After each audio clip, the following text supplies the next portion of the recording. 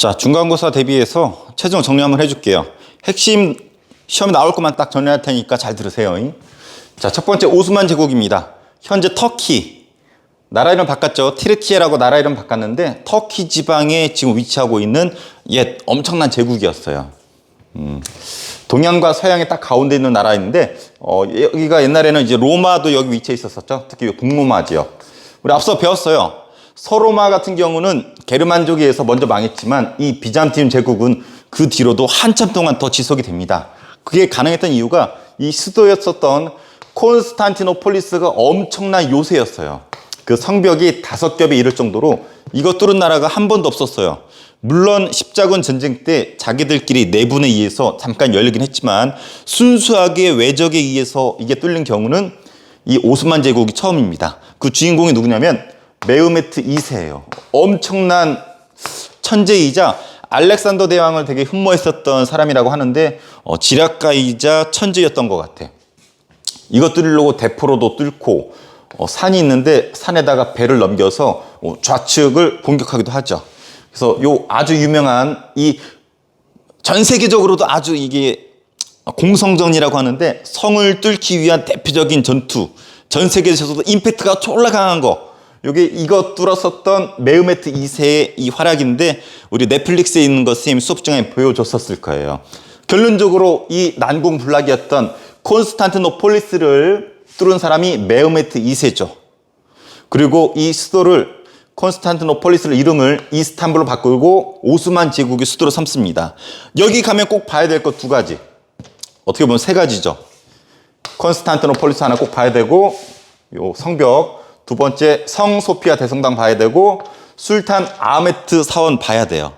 터키 가면 이 3개 안 보면은 이거 안 봤으면은 터키 안 간 거야. 이 사람은 이스탄불 안 가고 아마 부르마블로 주사위 굴린 사람일 거야 아마. 왜 이걸 봐야 되냐면 메흐메트 2세가 이거 딱 차지하고 가서 봤더니 가운데 이게 있는데 졸라 멋있어. 십자가가 달려있는 원래 대성당, 성당으로 쓰던 크리스트교 건물이 있었어요. 이거 누가 만들었는지 기억나요? 우리 1학기 때 비잔틴 제국의 유명한 황제 유스티니아누스 황제 때 이 성당 만들었었더라고 배웠어요. 이게 이때까지도 있었어. 근데 얘가 딱 들어가니까 그래서 하얀 연기 같은 거. 성모 마리아 들어봤나요? 성모 마리아가 이렇게 빠져나가는 듯한 하얀 연기가 피어올랐었더라고 기록이 있대요. 근데 가서 봤더니 들어가 봤더니 와 지르게 생겼어. 아주 졸라 멋있어가지고 건물이 너무 멋있는 거야. 근데 저기였었던 크리스트교 국가의 건물인데 야 이거 뽀개자니 너무 아쉬워. 그래서 어떻게 하냐면 옆에다가 미사일 같은 거 뾰족한 탑 있죠. 첨탑이라 그러는데 4가지 세우고 요 크리스트교로 쓰던 요 성당을 이렇게 이게 뭔지 알아요?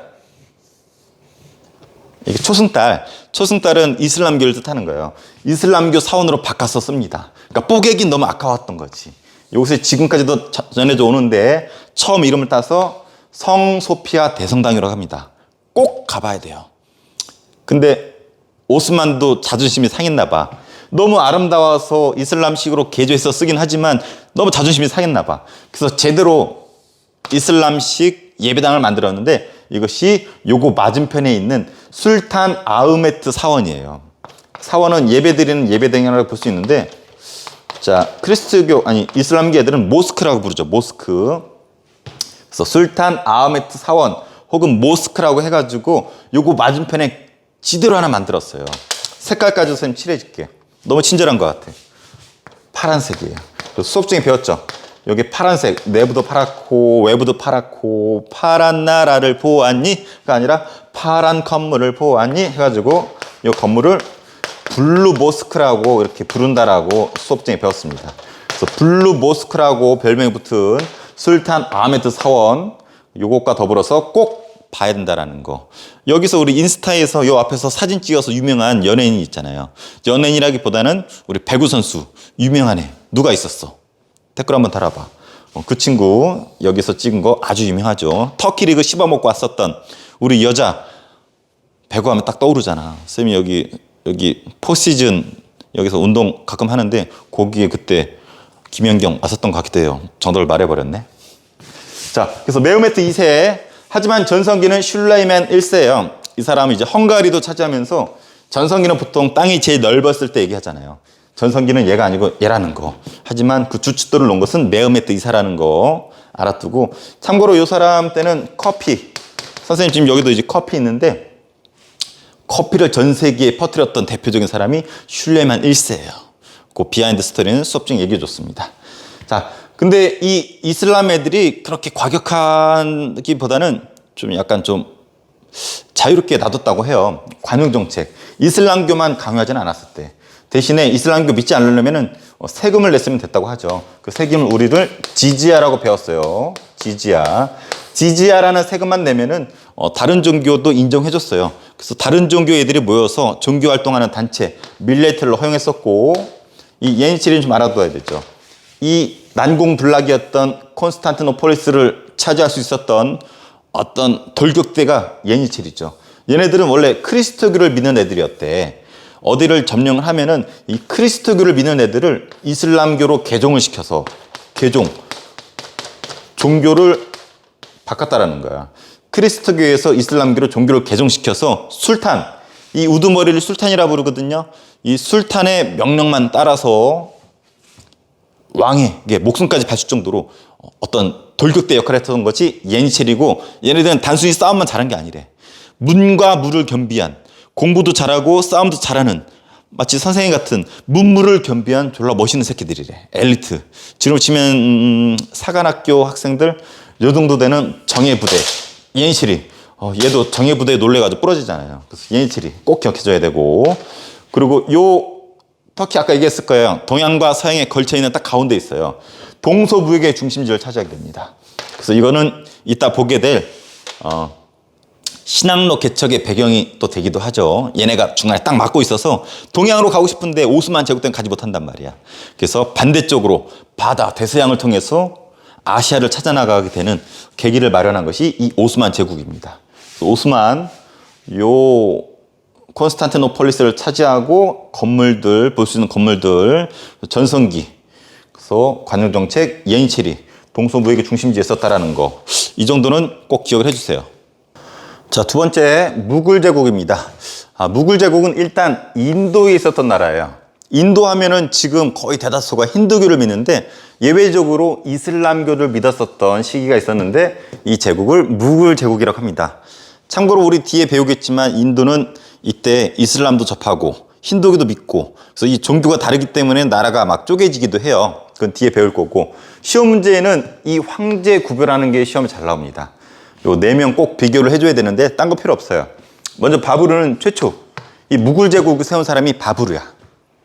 근데 바브르도 잘 안 나와. 실질적으로는 요 둘 비교하는 거 시험에 졸라 잘 나옵니다. 아크바르 황제, 악바르라고도 해요. 악바르. 어감은 졸라 나쁜 새끼 같은데 졸라 착한 놈이요. 그래서 선생님이 하트로 표현을 했는데, 원래 이슬람교 믿지 않으면 지지야를 내도록 했었잖아요. 우리 앞서 오스만 제국도 지지야만 부과하면은 뭐 밀레트라든지 뭐 허용했었다 그랬잖아, 관용정책. 이 아크바르는 그 지지야마저도 폐지를 해요. 그래서 말 그대로 관용정책을 펼칩니다. 지지야도 내지 않아도 돼. 다른 종교 믿어도 돼. 아크바르. 지지야 폐지했었던 관용정책. 근데 아우랑제부, 아우랑 느낌이 왠지 부드러워. 아우랑제부 되게 착한 놈 같은데 한마디로 꺼지세요 이거예요. 폐지시켰던 지지야를 다시 부활시킵니다. 동그라미 부활시켰다라는 거야. 그래서 꼭 지지야 돈 내 새끼들아. 그리고 이슬람을 제일주의 정책으로 펼쳐요. 이슬람교를 믿지 않으면은 차별 대우를 했어. 관직에도 잘 뽑지 않고. 반대로 악바르는 뭐 군인이나 어떤 행정직, 어떤 공무원으로 쓰기도 했었고, 그래서 관용정책을 폈다. 아우랑제부 이름은 졸라 착하지만 파큐를 날리면서 지지야를 부과시키고 이슬람교 이외에는 인정하지 않았다. 그래서 다른 종교들이 반발을 하면서 충돌이 많이 있었던 시기가 아우랑제부예요. 근데 우리 역사적으로 보면은 보통 착한 놈보다 나쁜 놈일 때 전성기가 많어. 우리 역사적으로 여러 대통령이 있지만 뭐 전두환 대통령 뭐 잘한 점도 있지만 사람도 많이 죽였었거든. 그래서 욕도 많이 먹었잖아. 근데 역설적이게도 우리 서민들 입장에서는 그 시기가 물가도 싸고 되게 살기가 좋았었던 시기라고도 합니다. 그래서 이 아우랑제부 때가 오히려 이 나쁜 놈이었었지만 종교적으로는 전성기였었다라는 거. 근데 이 샤자한 하면 우리 남자들 또 알아둬야 되죠. 샤자한의 부인이 뭄타즈 마을이었어. 이 뭄타즈 마을을 그렇게 사랑했다 그러죠. 여러 부인이 있었지만 이 뭄타즈 마을한테 꽂혀가지고 뭄타즈 마을 죽고 나서 하도 많이 울어가지고 눈이 퉁퉁 붓고 시력을 잃을 정도였었대. 물이 항상 고여 있어가지고 그 수염도 하얘지고 그럴 정도로 사랑했었던 뭄타즈 마을. 본인의 14번째 아들 낳고서 14번째 자식을 낳고서 그 후유증으로 죽게 되는데 너무나 사랑해가지고 한 20여 년에 걸쳐가지고 20여 년에 걸쳐서 이 건물을 짓죠. 전 세계에서 가장 beautiful, beautiful, 너무 아름답다고 하는 이 건물, 이거 너무나 유명하죠. 전 세계에서 가장 아름답다라고 소문난 이 건물 이름이 뭐예요? 이거 모르면 간첩이야. 타지마을. 아무리 멍청한 빠가살이라도 타지마을 한 번쯤은 사진이라도 본 적 있을 거야. 타지마을. 애도 타지마을 떨어졌어요. 이게 왜 아름답냐면 흰색 대리색으로 돼 있대. 흰색 대리석인데 주변의 환경에 따라서 이 색을 먹는다라고 우리 수업장 얘기해 줬을 거예요. 특히 언제 가장 아름답다 그랬어요. 그렇죠. 보름달이 떴었을 때 이게 푸르스름해지면서 사진 검색해봐. 띄워줄까? 귀찮아. 그래서 보름달이 뜨면 이게 푸르스름해지면서 이 색이 막 변해. 그래서 노을 지면 또 빨갛게 변하고. 한번 선생님 터키도 꼭 가보고 싶은데 인도 한번 꼭 가보고 싶어. 인도 가서 카레도 먹고 코끼리도 보고 겐지스강도 가보고 무엇보다 이 타지마을 한번 꼭 가보고 싶습니다. 보름달일 때는 야간 개장을 한대요. 그래서 첨탑이 있고 첨탑이 있으면 거의 99% 이슬람교 건물이라고 보면 돼. 그 건축학적 특징이 있다고 했잖아요. 건축학적으로 이게 좌우 대칭을 이룬다고 그랬었죠. 그래서 가운데 뭄타즈 마을 무덤이 있고 관이 있고 옆에 샤잔 이제 관도 있었다 그랬죠. 요게 유일하게 비대칭이 아니라 그랬었고 색을 먹고 있고. 근데 이것이 선생님 건축학적으로 아름답다고 했지만 여러 종교들이 섞여 있어요. 인도 고유 양식도 섞여 있고 이슬람 건축 양식도 섞여 있어서 이 부분 선생님 수업 때 강조는 안 했었지만은 여러 개의 인도 고유 문화랑 이슬람교의 어떤 문화가 섞여 있다라는 거. 그래서 요 관련해서 뭐 여러 가지 우르두어라든지 뭐 시크교라든지 여러 가지 이 무굴 제국의 특징이 인도의 전통 문화랑 이슬람교 양식이 섞여 있는 우르두어, 뭐 시크교 이런 건축물들. 여기에도 여러 개 녹아져 있잖아. 이런 것들 보면은 다 이슬람교 양식, 아라베스크 문양도 이슬람교 양식. 그리고 우상숭배를 금지하기 때문에 뭐 아랍어 어떤 쿨한 구절 같은 거 막 쓰여지는데 예외적으로 여기는 꽃을 보석 같은 거 파가지고 보석도 박아놨었다라고 수업중에 얘기했었을 거예요. 그래서 그런 특징들을 한번 쭉 읽어보고 무엇보다 타지마을 샤잔이 와이프를 사랑해서 우리 고려시대 때도 샤잔에 비교되는 자기 아내를 그렇게 사랑했었던 공민왕이 있었다 그랬었죠. 그래서 공민왕이 자기 아내 누구? 맞춰보세요. 누구를 너무 사랑해가지고 이 사람 죽고 나서 우리 공민왕도 샤잔처럼 엄청 울고 슬퍼했었다 그랬잖아. 또 요걸 또 소재로 만든 영화 땡땡점 있죠. 이거 본 친구도 여러 개 있는데 이거 19금이에요. 원래 봤으면 안 돼요. 본 사람들. 거기 보면 우리 송지효, 런닝맨의 송지효 막 상반신도 나오고 조인성의 엉덩이도 나오고 선생님 총각 때 그거 봤는데 막 깜짝 놀랐어. 근데 그 사람들이 나중에 런닝맨에서 막 뛰고 있고 조인성 막 영화 찍고 막 그러더라고. 그래서 우리나라에 조인성과 송지효가 있다라면 아니구나. 그 사람들 찍은 쌍화점에 나오는 공민왕에 해당되는 샤잔이 있다라는 거. 그래서 타지마을하고 관련돼서 꼭 알아. 자, 세 번째 신학로 개척입니다. 이쪽은 4가지로 나눠서 공부를 해야 됩니다. 우리 게임으로는 대항해 시대라고 해가지고 멀리 배 타고 나가는 그런 시대인데 왜 나갔고 누가 어디로 나갔고 그리고 아메리카에 어떤 변화가 있었고 유럽에 어떤 변화가 있었는지 4개로 나눠서 공부해야 되고 주관식으로도 졸라 잘 나오는 파트니까 꼭 잘 들어보세요. 먼저 왜 나갔을까? 첫 번째로는 보통 이렇게 얘기합니다. 동방견문록 요 책 때문에 마르코 폴로가 쓴 거 우리 이미 앞서 배웠어요. 거기에 동양에 대해서 아주 호기심을 자아내고 써놨어. 지판구란 나라가 있는데 금이 졸라 많은 나라. 지판구는 지금쯤 일본쯤 되는데 거기에 금이 많다라고 이렇게 구라를 쳐놨어요. 유럽 사람도 눈이 뒤집혀지지. 그래서 가고 싶다. 십자군 전쟁 때 동양에 대한 어떤 문화를 접하게 되거든. 동양의 차라든지 향로 같은 거. 그래서 동양의 어떤 물품에 대해서 관심을 갖게 되는 계기가 이미 앞서 십자군 전쟁 때 있었습니다. 그래서 동양에 가고 싶다. 여러분들도 학교 나오면 집에 가고 싶다. 선생님도 학교 나오면 집에 가고 싶다. 여러 가지 이유가 있겠지만 이 당 사람들은 이런 책이나 이런 전쟁을 통해서 동양에 가보고 싶다. 특히 인도 같은 나라. 인도 가서 카레도 먹어보고 싶고 우리 앞에 배웠던 타지마할도 한번 가보고 싶다. 뭐 이런 생각을 하게 된 거죠. 그리고 이탈리아나 이 이슬람, 선생님이 앞서 이런 반달은 이슬람을 뜻한다고 그랬어요. 그래서 이탈리아나 이슬람 세력이 지중해 무역을 독점했어요. 이게 무슨 얘기냐면 요 장화같이 생긴 나라가 이탈리아잖아. 여기 이탈리아 있고 여기 우리 앞서 오스만 제국 기억나요? 오스만, 메흐메트 2세, 콘스탄티노폴리스 얘네들이 여기를 막 차지한 거야. 그러다 보니까 여기가 이제 지중해란 바다거든. 옛날 우리 로마의 호수라고 불렸던 이 지중해 바다 있잖아. 여기 무역을 이 오스만 제국이나 이탈리아 애들이 다 독점하는 거야. 그 누가 왕따 당하냐면 여기 끝에 여기 이베리아 반도라는 곳인데 여기 끝에 대표적인 나라가 이제 에스파냐하고 우리 포르투갈. 축구 잘하죠? 에스파냐, 포르투갈 이 두 나라는 이 지중해 무역에서 왕따 당했어.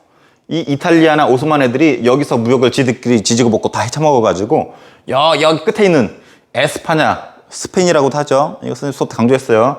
포르투갈 이런 나라들은 지중해 무역에서 재미를 못 봐. 소외당했어.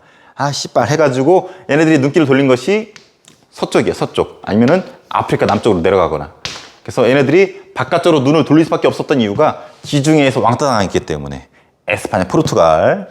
자, 그리고 과학기술. 이렇게 멀리 가려면 과학기술이 발달해야 되잖아. 멀리 갈 수 있도록. 그래서 뭐 배를 타고 가니까 배 항해술이 발달하다든지 배를 만드는 기술이 발달하다든지 아니면 동쪽, 서쪽 명확히 알 수 있는 나침반. 그래서 가장 대표적인 게 나침반이죠. 나침반 같은 것들이 개발이 되면서 멀리까지 갈 수 있는 여건이 되었다라는 거죠. 그래서 동양의 관심, 지중해에서 왕따 당했어. 과학기술이 때마침 발달했네. 이러한 이유 때문에 이와 같은 개척자들이 있었던 거죠. 먼저 우리 교과서에는 바르톨로메오 디아스의 활약이 먼저 나옵니다. 자, 이거 뭔지 알겠죠? 삼각형 아니에요. 여기가 이제 여기 주로 유럽, 아프리카. 자, 여기는 아메리카 대륙. 아메리카. 선생님 지금 여기 커피 마시고 있는데 아메리카. 아라고 하죠. 아메리카. 북쪽에 있기 때문에 북아메리카. 남쪽에 있기 때문에 남아메리카. 북미, 남미 이렇게도 불러요. 어쨌든 유럽, 아프리카, 신대륙이라고 하죠. 이때는 아메리카가 있는지도 몰랐어. 이거를 우리가 이제 신대륙이라고 하는데 우연히 발견하게 되죠. 먼저 바르톨로메오 디아스는 자 여기서 출발을 합니다. 여기서 출발해서 유럽에서 포르투갈에서 이제 지원받아서 출발했는데 이렇게 여기 이제 인도가 있거든. 인도를 가고 싶었나 봐. 인도 이렇게 쭉 연결해서 인도가 있는데 요 인도를 가고 싶으니까 서쪽으로는 겁이 나니까 남쪽으로 이렇게 내려가요. 근데 이 아프리카 대륙은 알았지만 요 끝이 어딘지 몰랐단 말이야. 이렇게 턴할 수 있는 끝을 몰랐는데 얘가 요 끄트머리 여기를 발견했어요. 와, unbelievable 끝을 발견했어 해가지고 인도까지 갈 수 있는 희망을 찾았다 해가지고 여기를 희망봉이라고 하죠. 희망봉. 그래서 인도까지 갈 수 있는 희망봉을 발견한 사람 바르톨로메오 디아스. 희망봉 발견 꼭 기억해 주세요. 바스코 다가마도 포르투갈의 지원을 받았는데 얘는 여기까지 왔어. 우리 바르톨로메오 디아스가 발견한 여기. 그다음 여기를 찍고 실제로 인도까지 갔습니다. 그래서 이 사람은 희망봉 찍고 인도까지 실제로 갔다 온 사람이 바스코 다가마예요. 가서 뭐 했겠어? 카레 먹고 뭘 받겠어? 타지마할 받겠죠. 콜럼버스는 이제 에스파냐의 지원을 받았는데 이 사람은 이렇게 남쪽으로 안 갔어. 서쪽으로 가면은 인도가 나올 것이다 해가지고 인도를 찾아서 서쪽으로 갔어요. 근데 웬걸 발견한 게 이쪽이네. 그래서 여기를 뭐라 부르냐면 서인도 제도라고 해요. 서인도 제도. 근데 여기 원래 신대륙이거든. 원래 신대륙이란 표현도 나쁜 표현이라고 그랬었죠. 지극히 유럽 이 새끼들 입장에서 신대륙인 거지 원래 여기 원주민들이 살았잖아. 그래서 콜럼버스가 이 서인도 제도를 발견했습니다. 이것이 지금의 아메리카 대륙이고 우리가 서인도 제도 아니면 뭐 아메리카 아니면은 신대륙 다 똑같은 말이에요. 콜럼버스가 유럽인들 입장에서는 교과서 기준으로 처음 발견했다라고 나오지만 원래는 바이킹 애들이 먼저 발견했었다는 설도 있어요. 근데 왜 서인도로 하는지 알아요? 콜럼버스는 여기가 신대륙인지 몰랐었대. 죽을 때까지도 신대륙인지 몰랐고 인도인지 알고 죽었다고 그랬죠.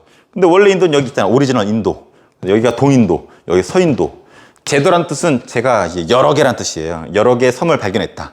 이쪽 여러 개 섬 중에 하나 발견했거든. 그래서 콜럼버스가 발견한 거를 서인도 제도라고 하는 이유는 서쪽 인도, 이거랑 구별하기 위한 서인도의 여러 섬을 발견했다. 서인도 제도, 뭐 신대륙, 아메리카 대륙, 콜럼버스. 그래서 콜럼버스는 유명하죠. 영화도 있고.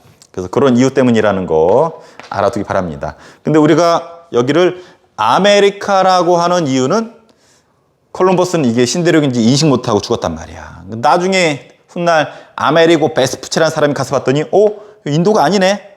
아메리카 대륙이네. 그래서 이 사람 이름 따라서 아메리카 대륙, 아메리고 베스푸치 이름 따서 아메리카 대륙 이렇게 부르는 거예요. 마젤란은 이렇게 가서 이렇게 한 바퀴 돌아요. 이렇게 한 바퀴 돌아서 돌아오게 되죠. 그 지구가 둥글다라는 걸 증거했던 세계 일주에 성공했던 사람 마젤란 꼭 알아두기 바랍니다. 마젤란. 그래서 이 전개 꼭 구별할 수 있어야 돼요. 바르톨로메오 디아스 희망봉, 바스코 다가마 희망봉을 거쳐서 인도, 콜럼버스 서인도 제도 혹은 신대륙 아메리카 대륙 발견한 사람, 마젤란 세계 일주 성공한 사람. 일행이란 표현을 꼭 붙여줘야 돼요. 마젤란은 엄밀히 말하면 세계 일주 하다가 필리핀에서 원주민한테 죽어요. 그 나머지 선원들이 일주했기 때문에, 완성했기 때문에 세계 일주 완성했다 이렇게 얘기를 하죠. 근데 이것이 끼친 영향이 세계적으로 엄청나. 먼저 아메리카 요 대륙에 끼친 영향, 여기 이미 신대륙이 아니라니까. 토착 문명이 이미 있었어. 그것도 엄청난 문명들이 있었어요. 근데 코르테스나 피사로라고 하는 유럽인들이 와가지고 아작을 내버려요. 특히 우리 잉카 문명은 우리 최남식 선생님, 우리 선생님이 사랑하는 사람입니다. 최남식 선생님이 여기 갔다 오고 카톡 프로필로 올렸다 그랬잖아. 선생님 시간이 되면은 이렇게 배경을 올릴 수도 있지만 안 올려주더라도 여러분 무슨 얘기인지 알 거예요. 그래서 이런 원시 문명들이 파괴가 되었고, 그리고 금과 은을 약탈해 가요. 얘네들 목적이 여기서 금 같은 은 같은 거. 그래서 포토시 은광이라 해가지고 교과서에 사진 나올 거야. 원주민 이용해서 은광 은 채굴해 가. 그리고 플랜테이션 농장. 이제 원주민들 이용해서 대규모 큰 농장을 운영하게 되는데 이걸 플랜테이션 농장이라 한다고 우리 1학년 때 배웠어요. 그래서 여기서 뭐 커피, 뭐 담배, 사탕수수, 특히 사탕수수 농장. 우리 미국 이주민 최초가 조선 후기 때 대한제국 때죠. 1900년 초반 때 배 타고 하와이로 이렇게 이주민이 우리 미국 동포들 최초거든. 그 사람들도 이 사탕수수 재배하러 갔었어요. 근데 여기 아메리카 대륙에서도 플랜테이션 농장 운영을 해요. 근데 인구가 많이 죽어요. 원주민들. 개 노동하다 죽고, 학살로 죽고, 전염병으로 죽고 해서 인구가 많이 줄어들어. 그럼 이런 거 농장, 속된 말로 소는 누가 키우나? 금은 누가 캐? 농장 누가 운영해? 그래서 아프리카에서 노예를 유입시킵니다. 그래서 여기서 사람들이 많이 죽으니까 여기서 배에다가 아프리카 노예를 싣고서 아메리카로 많이 싣고 가죠. 그래서 지금 아프리카나 여기 북쪽에 북미에 흑인 노예들이 많은 이유는 아프리카 노예들이 이때 건너가서 그래요. 쌤 얘기해 줬잖아. 쌤 여동생의 남편이 미국인인데 백인이야 얘는. 근데 쌤 여동생이 이제 미국에서 생활하는데 밤에 가다 깜짝 놀랐대. 이 얘기 들어봤을 거예요. 가는데 뭔가 하얀색 막 둥둥둥 떠다녀. 뭔가 이렇게 봤더니 하얀색이 다가오는데 가까이서 봤더니 흑인이 입 벌리고 이렇게 다가오고 있는 거야. 밤 시커머니까 어두우니까 이빨만 보이는 거야. 막 이빨이 뭐 둥둥둥 떠서 다가오는데 졸라 무섭대. 그런 경우가 한두 번이 아니래. 그래서 미국에 가면은 흑인들 많잖아. 걔네들 오리지널 여기가 아니라 일하러 아프리카에서 온 애들이라는 거. 가는데 엄청나게 사람들 인권적으로도 많이 죽고 가서도 노예로 살고 엄청 고생한다라는 거 선생님 수업 때 얘기해 주셨어요. 그 다음에 유럽의 변화. 아까 여기 지중해가 무역의 중심지였죠. 근데 이제 요 바다, 신대륙과 유럽 가운데 있는 이 바다가 이제 무역의 중심지가 돼요. 그래서 지중해에서 대서양이 무역의 중심지로 바뀌고 삼각 무역이 활성화됩니다. 왜 삼각이냐면 이렇게 삼각이에요. 유럽 대륙, 그리고 아프리카 대륙, 그리고 신대륙, 아메리카 대륙이죠. 그래서 이렇게 연결이 되는. 그래서 유럽에서는 자기네 만든 물건을 아프리카에다 팔고, 여기서는 노예를 실어다가 아메리카 대륙에다 팔고, 아메리카 대륙에서는 유럽에 또 금이나 은 같은 거 이렇게 주고. 그래서 이렇게 세 개 삼각형처럼 보이죠? 그래서 유럽 대륙, 아프리카 대륙, 아메리카 대륙 요 세 개가 삼각형으로 연결되어 있다. 무역이 활성화되었다 해서 삼각무역이라고 합니다. 그리고 대규모 은, 아까 여기서 은, 포토식 은광 기억나죠? 이 은이 대량으로 유럽으로 들어오게 되고, 또 유럽 애들이 이때 뭐에 빠지냐면 이제 차이나, 중국 비단이나 어떤 비단 또 뭐 있냐 차 같은 거에 푹 빠져요. 그래서 유럽에 엄청나게 들어온 이 은이 다 어디로 들어가냐면 중국으로 흘러 들어갑니다. 그래서 우리 1학기 때 중국 할 때 배웠어요. 명나라 청나라 때 뭐 지정은제 뭐 일조편법 이렇게 은으로 결제하는 거 배웠잖아. 다 이거. 여기서 유럽으로, 유럽에서 중국으로. 그리고 새로운 작물들이 유럽에 들어옵니다. 담배, 코코아, 사탕수수 이런 것들이 유럽에 들어오게 되고, 그리고 유럽에 지금 은 같은 게 많이 들어오잖아. 그 화폐 가치가 너무 많아지면 떨어지잖아. 그럼 반대로 물가가 오르게 돼요. 화폐의 가치가 떨어지면 상대적으로 물가가 오르게 됩니다. 이것을 가격혁명이라고 불러요. 그리고 무역이 활성화되면서 은행 같은 거, 상업 같은 게 활성화되면서 상업혁명이 일어나게 됩니다. 산업혁명 아니에요. 그건 뒤에 배울 거고, 상업, 무역하는 거, 상업혁명. 그래서 4가지 배경 정리해두고 전개, 아메리카 변화, 유럽의 변화 꼭 정리해보세요. 4가지로 서술어로도 잘 나오고 주관식도 잘 나오고 객관식도 잘 나오고 한마디로 졸라 잘 나와요. 자, 4번째 절대왕정입니다. 16세기에서 18세기의 절대왕, 어감이 어때요? 왕의 힘이 절대적으로 셌었을 때, 이때를 절대왕이라고 합니다. 요 시기인데 한마디로 왕의 힘이 졸라 셌다. 그럼 이유가 있어야 될 거 아니야. 왜 세? 요 4가지를 갖췄기 때문에. 이건 선생님이 개인적으로 그냥 단순화시킨 거예요. 먼저 왕권 신수설 때문에 세다. 왕의 권력은 신께서 주셨다. 개새끼들 깝치지 마, 씨발. 나의 힘은 신께서 주신 거야, 씨발. 자, 왕의 힘은 신께서 주셨다. 누구도 아니고 우리 신께서 나한테 힘을 권한 부여해 준 거야. 깝치지 마. 절대적이죠. 신을 믿는 유럽에 있어서 왕의 힘은 신께서 주셨다. 그리고 상비군, 항상 준비된 군대, 직업군인. 전쟁 나면은 항상 나가서 싸울 수 있는 군인들이 옆에 대기하고 있는 거야. 옛날 중세시대 때 전쟁하려면은 각 성의 성주들이 자기들 군대 이끌고 왕 옆에 모여서 같이 싸웠거든. 또 모이는데 시간 걸려. 그리고 같이 전쟁하는데 오합지졸이잖아. 근데 왕을 위해서 전쟁만을 준비한 애들이 있어. 그 관료제. 이거는 직업 관리예요. 직업 관리. 왕 옆에 항상 전문 분야를 갖추고 있는, 전문 지식을 갖추고 있는 관리들이 있어. 아까도 얘기했지만 성주들이 전쟁할 때 도우는데, 왕의 일을 도우는데 이때는 전문 직업 관리들이 있어요. 뭐 국방에 관련된 일, 뭐 교육에 관련된 일, 건설, 뭐 교통. 그래서 각 분야의 전문가 물어보면 그냥 전문적인 지식을 해줘요. 야, 우리 북한하고 싸울 때 어떻게 하면 돼? 하면 뭐 네네네 뭐 미사일 날리고 핵 날리고 어떻게 하면 뭐 김정은 싸대기 칠 수 있어요? 막 얘기해 주는 겨. 그러니까 전문 관리가 있지, 전문 군대가 있지, 왕께서도 힘을 밀어줬지. 왕의 힘이 안 셀 수가 없지. 근데 참고로 이 상비군하고 관료제를 유지하려면은 돈이 필요하잖아. 이 돈 누가 충당해 주겠어? 네, 그 당시에 시민들이 거의 대다수가 상인들이야, 상공업자들. 그럼 얘네들한테 뭔가 대우를 해줘야지 얘네들한테 돈을 받아서 이걸 유지할 수가 있잖아.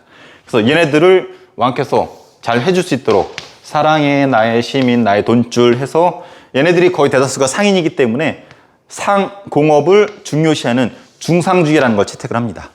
얘네들 물건 잘 팔 수 있게 수출을 도와준다라든지 다른 나라 물건이 들어오면은 막아준다라든지 그래서 자기들한테 돈을 대주는 이런 시민 상인들을 지원해주는 중상주의 역시 왕권 강화에 기여를 했겠죠.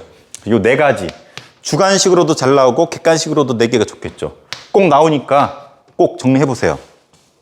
그래서 이러한 절대왕의 사례가 우리 교과서에 중학교 수준에서는 이 5가지에 나옵니다. 시험 문제 내기에 선생님 입장에서는 너무 베리베리 땡큐야. 1번, 2번, 3번, 4번, 5번. 다음에서 설명하는 사람은 누구일까요? 고르면 되잖아. 자, 최초의 절대왕을 이끈 사람은 펠리페 2세입니다. 이 사람은 에스파냐, 스페인의 왕이었는데 최초로 절대왕정을 이뤘었대요. 이 사람은 레판토 해전으로 유명해요. 누구랑 싸웠냐면 우리 앞서 배웠던 오스만 제국 기억나나요? 비잔틴 제국을 무너뜨렸던 오스만 제국 막강하잖아. 이거를 해군대 맞서가지고 이겼어. 레판토 해전에서. 얘네 까부셨단 말이야. 그래서 얘네들 엄청 잘 나가요. 그래서 나오는 표현이 무적함대다라는 표현이 나오죠. 무적함대. 우리 곧 있으면 이제 월드컵 하잖아. 카타르 월드컵. 그때 스페인 나온단 말이야. 스페인 하면 별명이 무적함대잖아요. 에스파냐 스페인이잖아. 걔네 별명이 무적함대인 이유가 레판토 해전 이후에 무적함대라는 표현이 붙어요. 그리고 사랑둥이야. 펠리페 2세가 영국, 엘리자베스 1세는 영국 사람이거든. 엘리자베스 1세한테 청혼합니다. 결혼합시다 했더니 우리 엘리자베스 1세가 카톡 프로필 봤나 봐. 꺼지세요. 그 얼굴로 어디 감히 해가지고 우리 청혼을 거절했던 사람이 엘리자베스 1세야. 펠리페 2세다 말하는데 최초로 절대왕이 이끌었고 오스만 제국을 무찌른 레파토 해전, 그로 인해서 무적함대라는 별명 붙었고 에스파냐 절대왕이었었다라는 거. 자, 방금 하다 말았는데 영국의 절대왕은 엘리자베스 1세입니다. 얼마 전에 2세가 죽었죠? 1세예요, 1세. 여왕이야. 근데 인기가 졸라 좋아. 이 사람은 아까 얘기했지만 펠리페 2세가 결혼하자 그랬는데 파키를 날려요. 자, 엘리자베스 1세 더 제대로 이해하려면은 제 아빠를 이해해야 돼. 너네 헨리 8세 기억나요? 헨리 8세? 얘 부인이 바람둥이잖아, 별명이. 그래서 부인이 1, 2, 3, 4, 5, 6 있었는데 첫 번째 부인하고 이혼하려고 로마 카톨릭한테 빡혀 날렸던 사람이잖아.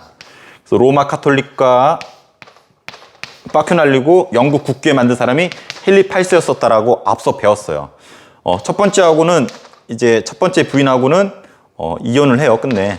여기 빡혀 날리고. 근데 여기에 이제 메리라고 하는 딸이 태어나는데 여자이기 때문에 왕위를 잊지 못하잖아. 그래서 헨리 8세가 얘랑 이혼하고 두 번째 여자랑 이제 결혼을 했는데 문제는 여기서도 딸이 태어나요. 이게 엘리자베스 1세예요.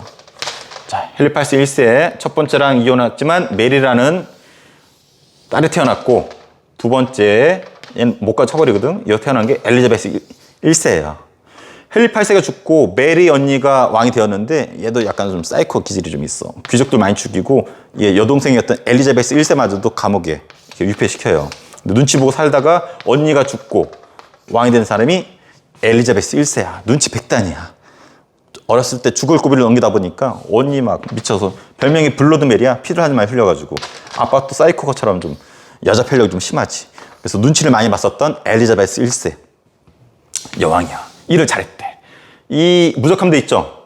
요거를 까부셨어요. 스페인의 무적함대를 까부시고 해군을 장악을 하고 전 세계적으로 뻗어나가기 시작한 게 엘리자베스 1세. 그리고 결혼 뻑큐 날렸고 동인도 회사 건설해서 인도라든지 아시아 쪽에 진출했었고, 그리고 신하들이 건의를 하죠. 여왕이시오. 왜 이렇게 잘해요? 건의 하나 할게요. 결혼하세요. 외로워 보여 했더니 나는 이미 국가랑 결혼했어 라고 했던 유명한 사람 엘리자베스 1세. 자, 루이 14세 너무나 유명합니다. 별명이 태양왕. 루이 14세도 불쌍해. 아이고 이게 시간 오래 걸리네요. 아빠가 루이 14 헨리라고 썼다.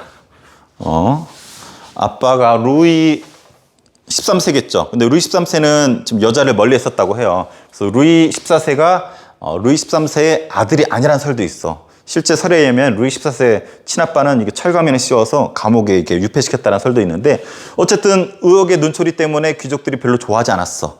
귀족들이 항상 반란 일으키고. 그래서 루이 14세는 파리에서 항상 트라우마가 있어. 귀족들이 하도 반란 일으켜가지고.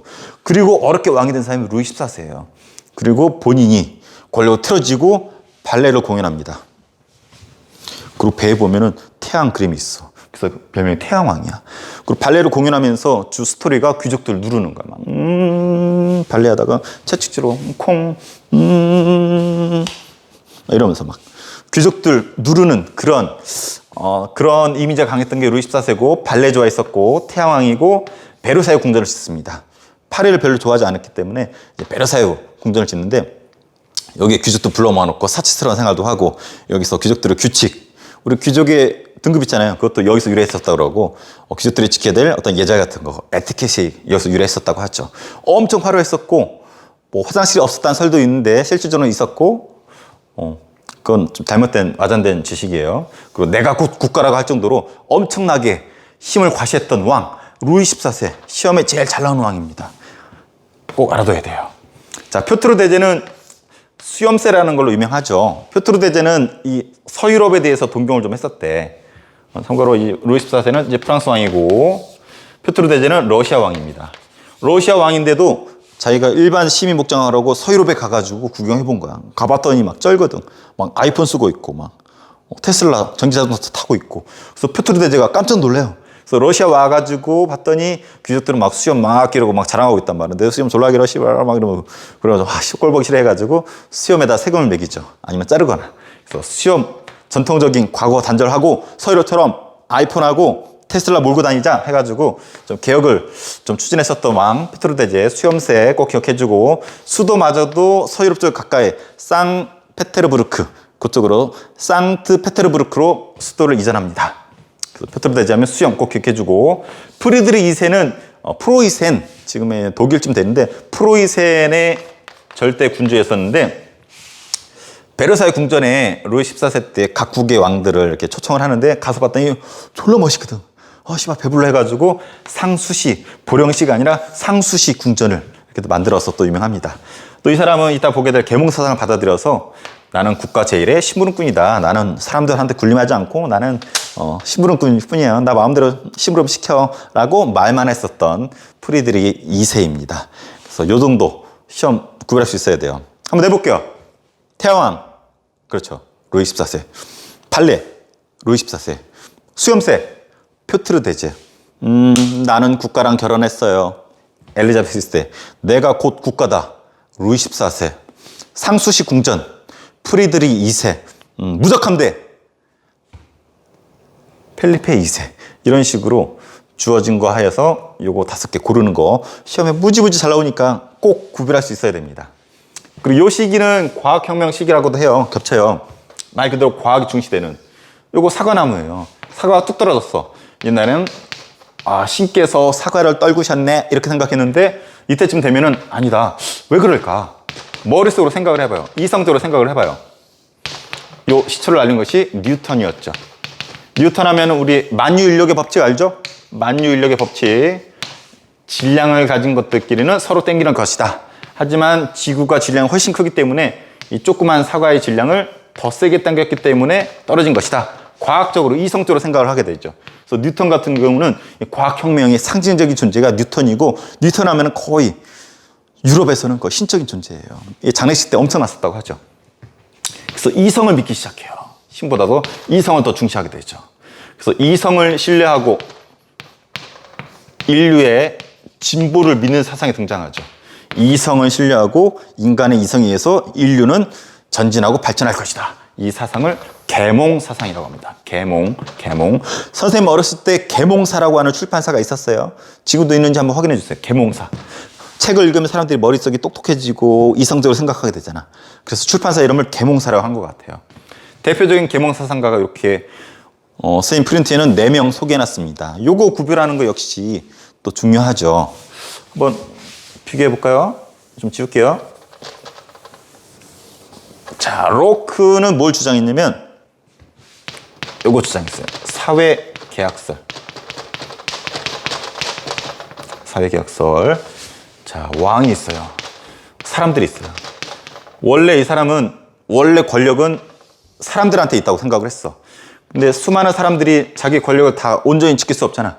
그래서 왕한테 맡긴 거야. 야, 네가 대표가 돼가지고 우리의 권력 너가 맡아서 해줘. 그럼 너는 우리를 보호해줘. 한마디로 계약을 한 거지. 왕과 사람들이 계약을 한 거예요.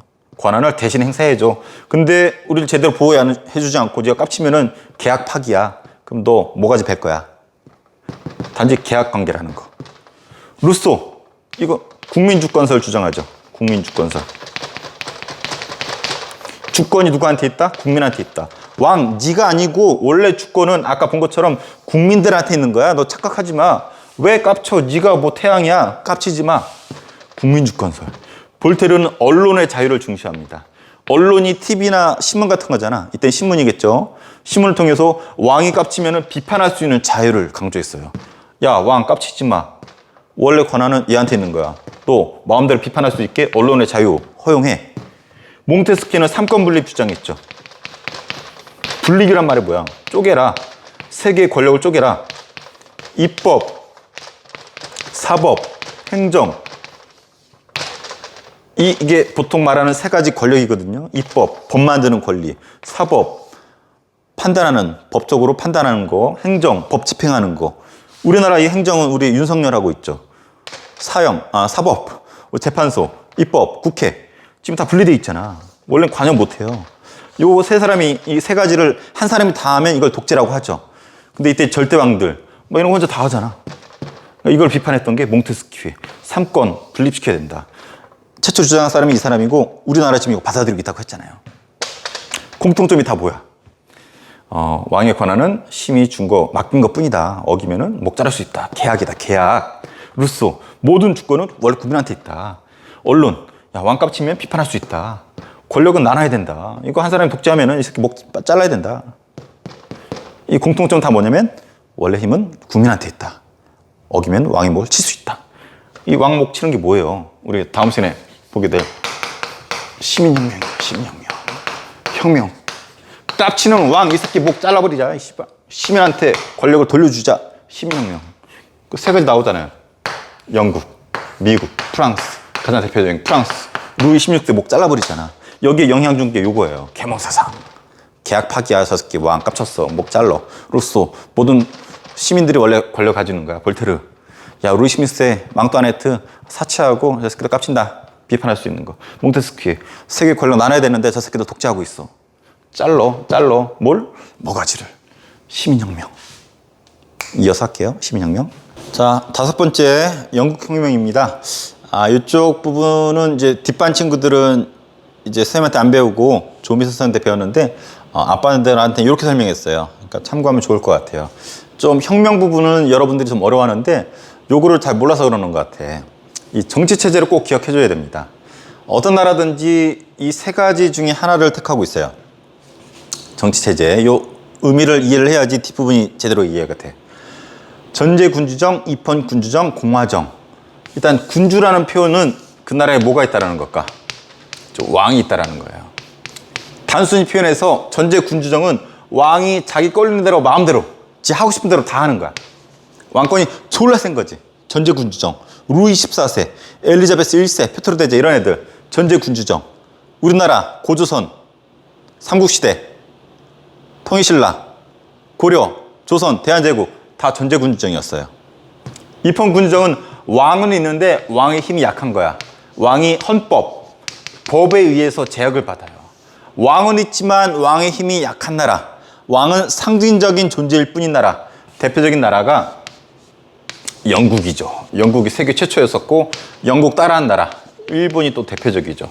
그 밖에 많은 나라들이 있는데 일본, 영국이 가장 대표적입니다. 그래서 우리나라도 일본의 영향을 많이 받았잖아. 대한제국 말기쯤에. 그래서 일본을 따라서 우리도 입헌 군주정 하자라고 했었던 시도가 있었어요. 10대에서 20대 초반은 젊은 엘리트들이 이제 나쁜 의미는 아니지만 일본을 되게 좋아하고 일본처럼 빨리 강해지자라고 해가지고 일본 따라서 입헌 군주정을 하려고 했었던 시도가 있습니다. 3일 천하라고도 불리는 이 사건이 뭔지 아는 친구 댓글로 좀 써보세요. 그래서 시험에서도 되게 잘 나오는 부분인데 입헌 군주정, 왕은 있지만 힘이 약한. 공화정은 왕이 없어요. 대신에 누가 나라를 이끄냐면 국민의 대표. 국민의 대표는 표현이 여러 가지일 수 있어요. 우리나라는 대통령이라고 표현을 하고 있죠. 뭐 주석이라고 하는 나라도 있고 뭐 총리라고 하는 나라도 있고 뭐 이건 나라마다 다르겠지만 왕은 없고 국민의 대표가 하는 나라, 이런 나라를 공화정이라고 하죠. 정치를 강조하면은 전제 군주정이라고 하고 제도를 강조하면 전제 군주제, 나라를 강조하면 전제 군주국 이렇게 쓰는 거예요. 똑같은 거예요. 공화정, 공화제, 공화국. 우리 대한민국이 영어로 쓰면 어떻게 돼요? Republic of Korea. Republic이 공화국이라는 뜻이야. 공화정. 북한도 명칭 자체는 공화정이에요. 조선민주주의 인민공화국. 국민의 대표. 김정은 뚱땡이가 하고 있잖아. 근데 실질적으로는 전제 군주정이죠. 김정은 지 마음대로 하지. 하지만 나라 이름은 문의는 공화정이라는 것. 그래서 세계 어떤 나라든지 요 세 개 중에 하나입니다. 우리나라는 여기, 영국, 일본은 요거. 이해되나요? 자, 퀴즈. 우리나라에서 입헌 군주정 어느 왕조에서 했을까요? 댓글 달아보세요. 우리나라 최초의 공화정 뭔지 댓글 달아보세요. 이거 제대로 이해했으면 풀 수 있을 텐데. 그래서 요 세 가지는 꼭 기억해 주세요. 오늘은 요 입헌 군주정이 어떻게 영국에서 처음 시작했는지. 그리고 시민혁명 세 가지 이미 배웠어요, 여러분들. 뭘 시민혁명이라고 그럴까? 보통 넓은 의미의 혁명은 엄청 큰 변화. 이거 혁명이라고 그러거든. 우리 예전에는 배웠잖아. 신석기 레볼루션 해가지고 신석기 혁명.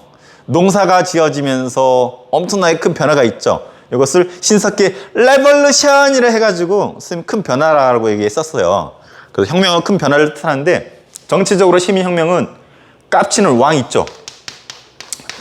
그냥 노골적으로 얘기하면 왕이 있는데 이 새끼가 깝쳐. 시민들 무시하고 그럼 이 새끼 목을 베버리는 거야. 그 첫 성공한 나라가 영국이라는 거야. 가장 대표적인 게 프랑스고, 프랑스는 루이 16세 목 따잖아요. 영국은 이따 보겠지만 어떤 왕, 찰스 1세 목을 따요. 왕을 쫓아내든지. 근데 미국은 누구 목을 땄어요? 한번 댓글 달아보세요. 그래서 깝치는 왕, 목을 따고 시민들이 권력을 차지하는 거, 이걸 시민혁명이라고 선생님 나름대로 해석하면은 쉽게 표현하면 이렇게 표현할 수 있어. 깝치는 왕, 목을 벤 것을 시민혁명이다. 최초가 영국입니다. 영국. 영국이 대단한 나라인 게 세계 최초였어. 두 번의 혁명이 있었습니다. 청교도 혁명, 명예혁명. 청교도란 말은 뭐냐면 종교인들이에요. 여러분 칼뱅파 들어봤어요? 종교개혁할 때 영국에서 칼뱅파를 믿는 이 칼뱅파 신도들을 청교도라고 특별히 또 따로 붙였어요. 이름 청교도. 근데 이 혁명을 청교도가 중심이 되었기 때문에 청교도 혁명이라고 그러는데 쉽게 표현해서 이런 구도로 보면 돼요. 왕이 있고 의회가 있어요. 의회는 국민의 대표. 우리나라로 치면 지금 국회라고 할 수 있죠. 의회. 한마디로 뭐 시민도 있고 영국은 이때 젠트리라는 애들이 있었어요. 젠트리는 돈 많은 부자 농민, 부유한 농민이라고 보면 돼요. 땅 졸라 많은. 그래서 이 젠트리하고 시민들이 의회를 이루고 있었는데 한마디로 이게 국민이고 시민이고 왕, 대결 구도야. 근데 왕이 있는데 왕이 야 니들 세금 내 씨발 이런 거야. 나라 돈이 없었나 봐. 세금 내라 그랬는데 의회가 이 새끼 봐라 깝치네 해가지고 야 니가 뭔데 마음대로 돈 내라고 해 해서 파키를 날려요. 이때 왕이 누구냐면 제임스 1세 있고 이어서 찰스 1세가 됐는데 찰스 1세 때 야 파큐 날려요. 야 이 새끼들아 니들도 뭔데 우리의 동의 없이 돈 내라 말아야 해가지고 야 너 이거 사인해 안 되겠다. 권리청원 사인해 이렇게 얘기해요. 그래서 권리청원 내용을 보면은 의회의 동의 없이 세금 때릴 수 없다. 찰스 1세가 야 니들 세금 내 했더니 꺼지세요. 잔말 말고 이거 사인해. 의회에 동의 없으면 세금 내라고 할 수 없어 새끼들아 해가지고 사인까지 했어. 근데도 끝까지 무시하고 탄압하니까 전쟁이 벌어집니다. 그래서 왕을 따르는 왕당파랑 의회를 따르는 의회파가 맞붙었어요. 맞짱 떴어. 씨발 왕이 최고야. 아니야 의회가 더 세. 근데 이때 의회파를 누가 이끌었냐면 크로멜이라는 사람이 이끌었어. 크로멜. 근데 이 크로멜은 대표적인 청교도예요. 별명이 바른생활 사나이. 안 좋은 말로 십선비, 선비 중에서도 완전한 고지식한 선비. 너무 금욕주의자야. 도박도 안 돼, 술도 안 돼, 뭐 아무것도 안 돼. 온리 막 종교 생활하고 막 금욕적인 생활. 깔끔하게 입고 다녀야 되고. 너무 고지식하고 너무 바른 생활하니까 사람들이 별로 좋아하진 않았다 그래. 근데 여기를 이끌었던 사람이 크로멜이에요. 누가 이겼냐면 의회파가 이겼어요. 그리고 찰스 1세의 목을 따버렸어. 개새끼 해가지고. 왕을 없애고 국민의 대표인 크로멜을 앉혔습니다. 그래서 이 결과 크로멜이 정치하게 돼요. 자, 뭐가 실현된 걸까? 왕의 목을 치고 왕이 사라졌어. 국민의 대표가 권력을 잡았어요. 1번, 2번, 3번. 왕 어떻게 했어? 사라졌죠. 국민의 대표가 권력 잡았죠. 뭐예요? 공화정이죠. 왕은 없고 국민의 대표를 세웠다. 그래서 이때 영국에서 공화정이 이때 수립이 돼. 청교도 혁명은 뭘로 연결되었다? 공화정으로. 누가 권력 잡았다? 크로멜. 하지만 크로멜은 어떤 사람? 고지식한 바른생활 사나이. 도박 안 돼, 술 안 돼, 아무것도 안 돼, only 종교생활 고지식해요. 그 사람들이 얘한테 좀 실증났어. 얘가 한 일이 뭐 항해법이라고 있어요. 그래서 이때 네덜란드 엿먹이려고 영국과 무역하는 배는 영국 배이거나 영국 소속의 어떤 식민지 배이거나 이런 식으로 한 것을 항해법이라고 그러는데 그거 하기도 했지만 상당히 금욕적인 너무 고지식한 정치를 하다 보니까 이 사람이 죽고 나서 다시 왕이 부활을 하게 돼. 그래서 찰스 2세가 등장을 하고 또 뒤이어서 제임스 2세가 등장하는데 또 이 제임스 2세, 찰스 2세도 마찬가지지만 요 새끼들이 또 의회에 또 빡큐 날리네. 그러니까 이때 목 날아간 거 깜빡하고 사람은 망각의 동물인가 봐. 의회한테 또 깝쳐요. 그래서 의회, 야, 너희 또 안 되겠다. 안 되겠어, 새끼야. 해가지고 제임스 2세 있죠. 목을 뱄을까? 베진 않고 요 새끼 쫓아내버려. 쫓아내버리고 얘 딸이었었던 메리 있어요, 메리. 그리고 메리의 남편이었던 윌리엄, 네덜란드 사람인데 메리 2세랑 윌리엄 3세 얘네들을 공동 왕으로 앉혀. 그래 놓고 야, 이 새끼들아, 응? 너 봤지? 목 날아가는 거. 이거 사인해. 이거 사인해. 해가지고 사인하라고 강요했던 것이 아까는 권리청원이었죠. 이번에는 권리장전이에요. 권리장전. 그래서 이 내용 프린트 있어요. 읽어보세요. 의회의 동의 없이 세금 때릴 수 없다. 의회의 동의 없이 법 효력 정지할 수 없다. 의회의 동의 없이, 의회의 동의 없이, 의회의 동의 없이, 의회의 동의 없으면 니들 아무것도 못해, 이 새끼들아. 한마디로 좀 왕이 있어요, 없어요? 제임스 있어 물어내고 공동왕 세웠잖아. 왕 있어, 없어? 왕은 있죠. 하지만 의회의 동의 없이, 의회의 동의 없이, 의회의 동의 없이, 의회의 동의 없이는 아무것도 못해. 왕은 있지만 왕의 힘이 세다, 약하다? 약하다. 왕은 있지만 힘이 약하다. 의회가 만든 법에 의해서 제약을 받는다. 왕은 있지만 힘이 약하다. 뭐가 실현된 거예요? 뭐가 실현된 거예요? 그렇죠. 명예혁명은 공화정이 아니라 입헌 군주제가 실현된 거죠. 입헌 군주정. 똑같은 말이라고 그랬죠? 입헌 군주정. 그래서 여기서 나오는 표현이 뭐냐면 이 표현이 나와요. 왕은 군림하지만 통치하지 않는다. 이 표현 아주 유명해요. 왕은 있지만 통치하지 않는다. 왕은 허수아비일 뿐이다. 그래서 얼마 전에 죽은 영국 엘리자베스 2세 70년 정도 왕했지만 걔가 뭐 한 거 없어. 그냥 가서 씩 웃어주고 손 흔들어주고 그냥 영국 사람들의 상징적인 존재일 뿐이지 실질적으로는 영국 총리가 일을 하잖아요. 그래서 왕은 있지만 통치하지 않는다. 이 표현은 입헌 군주정의 다른 표현이야. 왕은 있지만 힘이 약한. 이게 언제부터냐고? 명예혁명 때부터. 그래서 명예혁명 때부터 영국은 입헌 군주제가 지금 엘리자베스 2세가 죽고 찰스 3세인가요? 걔까지 지금 이어지고 있는 거죠. 근데 찰스 3세가 인기가 없죠. 바람도 폈지만 나이도 많고 얼마 전에 영상 보니까 되게 막 자기 직원들한테 막 함부로 대하고 이미지가 별로 안 좋아요. 그래서 영국 내에서는 야, 입헌 군주제 힘은 없지만 왕 제도 과연 필요할까? 이참에 공화정 갈까? 영국도? 이런 논의가 활발하게 이루어지고 있다고 하죠. 그래서 꼭 기억해 주세요. 요거 비교하는 거. 시민혁명은 깝치는 왕 죽이는 거고 청교혁명 때 깝치던 찰스 1세 목을 따고 크로멜이라고 하는 국민의 대표가 권력을 잡은 공화정이 이루어졌고 명예혁명 때는 왕 죽이진 않고 쫓아내고 허수아비 왕 세우고 왕의 권력을 줄인 입헌 군주정이 자리 잡았었다라는 거. 이때부터 입헌 군주정이 영국부터 지금까지 쭉 이어져 와서 지금 찰스 3세까지 이어졌고 일본도 따라오고 있다는 거. 왜 명예혁명이냐면 피를 흘리지 않았기 때문에 목 따지는 않았잖아. 쫓아냈잖아. 그래서 명예혁명이라고 하죠. 그래서 세계 최초 청교도혁명, 명예혁명, 청교도혁명, 공화정, 명예혁명, 입헌군주정, 입헌군주정 이런 표현 꼭 기억해 주세요. 단순화시켜서 공부해야 돼요. 일일이 들어가면 어려우니까 단순하게. 자, 두 번째 시민혁명, 미국혁명입니다. 미국혁명은 좀 특이해.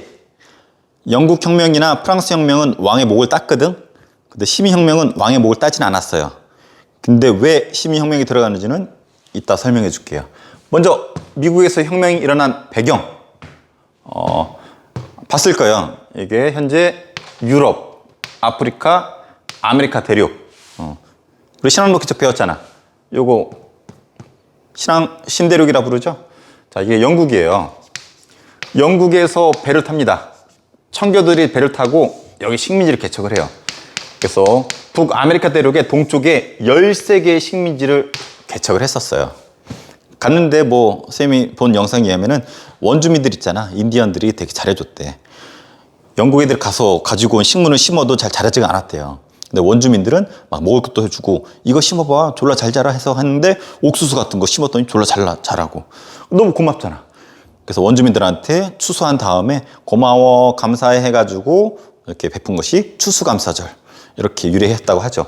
가서 뭐 교회도 만들고 학교도 만들었는데 하버드 대학이나 예일 대학 같은 유명한 대학들이 있죠.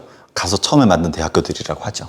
그래서 영국 애들이 터를 잡은 곳이 아메리카 대륙의 동쪽 13개 식민지. 근데 문제는 영국의 경제 사정이 좋아지지 않으니까 세금을 때립니다. 야, 니들 우리 꼬붕이니까 세금 내 새끼들아 했는데 13개 식민지는 황당하거든. 이 새끼들 봐라. 야, 우리 13개 식민지 대표가 영국에 있지 않으니까 과세, 세금 때릴 수 없어. 우리 대표가 그 영국에 가 있지도 않았는데 뭐 세금 때리고 앉아있어 이 새끼들아 이씨. 해가지고 퍽키로 난리죠. 세금 내. 우리 대표 없어 거기 이 새끼야. 해가지고 충돌을 합니다. 그런데도 영국이 자꾸 탄압을 하니까 보스턴 차 사건이 벌어져요. 보스턴이란 도시가 있어요. 거기 항구에 영국 배가 들어왔어. 근데 요 식민지 사람들이 인디언 복장을 하고서 여기 올라가가지고 바다에다가 그냥 쏟아 던져버려요. 뭘? 차. 벤츠였을까? 아우디였을까? BMW였을까? 아니죠. 먹는 차, 티. 이때 티가 인기 많았는데 이 티를 싣고 보스턴 항구에 정박한 영국 배가 있었는데 이 새끼들 자꾸 탄압하니까 여기 식민지 사람들이 인디언 복장을 하고 가가지고 차를 막 바다에 집어 던진 거야. 저때 말할 새끼들 해가지고. 요거 때문에 영국하고 식민지하고 완전히 배틀을 뜨죠.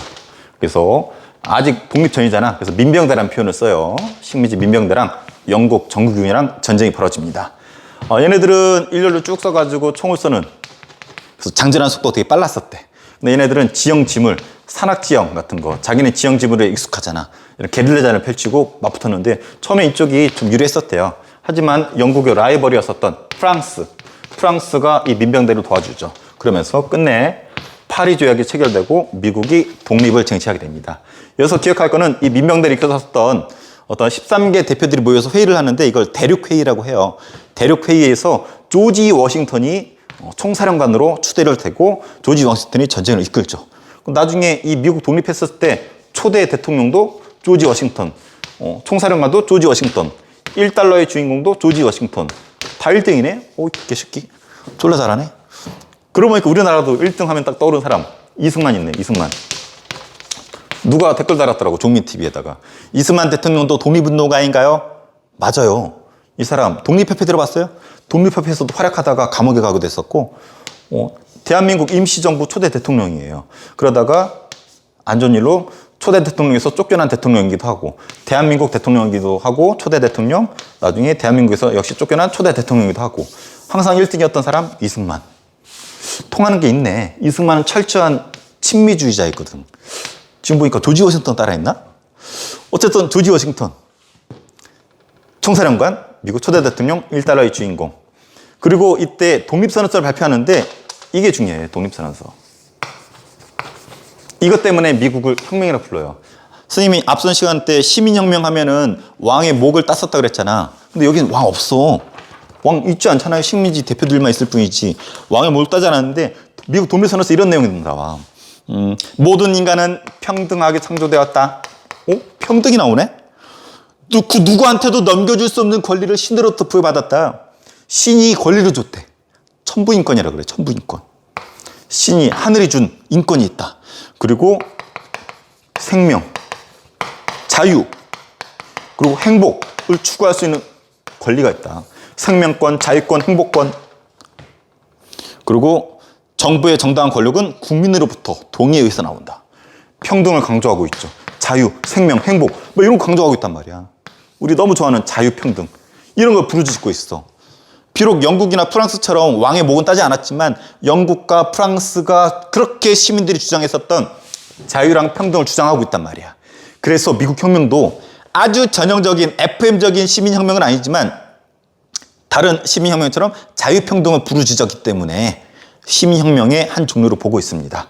그래서 독립선언서 내용은 꼭 한번 체크해 보세요. 수업 때 선생님이 강조했었어요. 아빠는. 뒷반도 꼭 한번 이런 내용 체크해 보세요. 그래서 파리 조약을 맺고 독립을 했습니다. 프랑스는 참고로 미국 마리 앙뚜아네트 다음 시간에 볼 텐데 마리 앙뚜아네트가 이제 강하게 주장해서 도와줬는데 이것 때문에 돈을 많이 써요. 그래서 재정이 압박 받아가지고 돈이 없어가지고 그래서 어떻게 보면 루이 16세가 목이 날아가는 게 프랑스 혁명의 시작이 이때 돈을 막 쏟아 부었는데 정작 미국은 프랑스보다는 영국하고 더 교류하고 난리가 나죠. 그래도 프랑스는 미국을 되게 좋아했나 봐. 그래서 미국이 독립했을 때 100주년 기념해서 선물을 주죠. 뭘 선물인지 기억나는 사람? 이렇게 해서 한손은 이거 이러고 댓글 좀 달아보세요. 앞반 애들은 아닌데 뒷반 애들. 프랑스가 미국 독립 100주년을 기념해서 준 선물 뉴욕에 있죠. 바다 한가운데. 눈치챘죠? 그럴 정도로 프랑스는 도와줬어요. 자, 미국 엄청난 나라입니다. 지금 전 세계 킹 오브 더 베스트 오브 더 최강의 나라죠.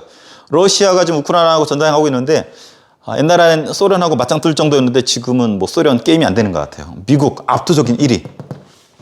근데 역사적으로 또 1위예요. 전 세계적으로 최초로 공화정을 수립한 나라예요. 민주공화정. 뭐가 없는 거야? 왕이 없고 국민의 대표를 삼는 거죠. 얘는 우리나라처럼 대통령제를 채택했어요. 그래서 초대 대통령 조지 워싱턴 삼았고 연방제 국가. 미국 국기를 뭐라 불러요? 미국 국기는 성족이라 부릅니다. 우리나라 국기는 태극기라 부르죠. 태극기. 갑자기 했구나. 태극. 그 다음에 북한의 깃발은 인공기라 부르죠. 일본은 일장기라 부르는데 태극기. 참고로 우리나라 최초의 태극기 누가 만들었는지 아는 사람? 딱 한 번 소개해줬는데 뭐 좀 그렇긴 하지만 이 태극기 만든 사람 친일파라고 알려져 있어요. 심지어는 애국가를 만든 사람도 친일파로 알려져 있죠. 그래서 애국가 만든 사람, 태극기 만든 사람 다 친일파로 알려져 있는데 우리나라의 친일파 청산이 제대로 안 된 부분이 여기서 좀 보이는 것 같은데 요거 얘기하고 싶은 게 아니라 성적이 별성자예요. 별이 나복지는 나라, 국가, 국기, 별이 이렇게 휘날리는 국기, 성족이란 표현인데 미국의 국기를 성족이라 불러요. 처음에는 여기 별이 있잖아. 별이 5개, 장수 돌침대, 별이 5개, 장수 돌침대가 아니고 별이 13개였었대. 이건 처음에 13개 식민지를 시작했기 때문에 13개였었다고 하죠. 근데 나중에 이것이 몇 개로 늘어나냐면 50개. 50개가 뭐냐면 현재 미국의 주의 숫자예요.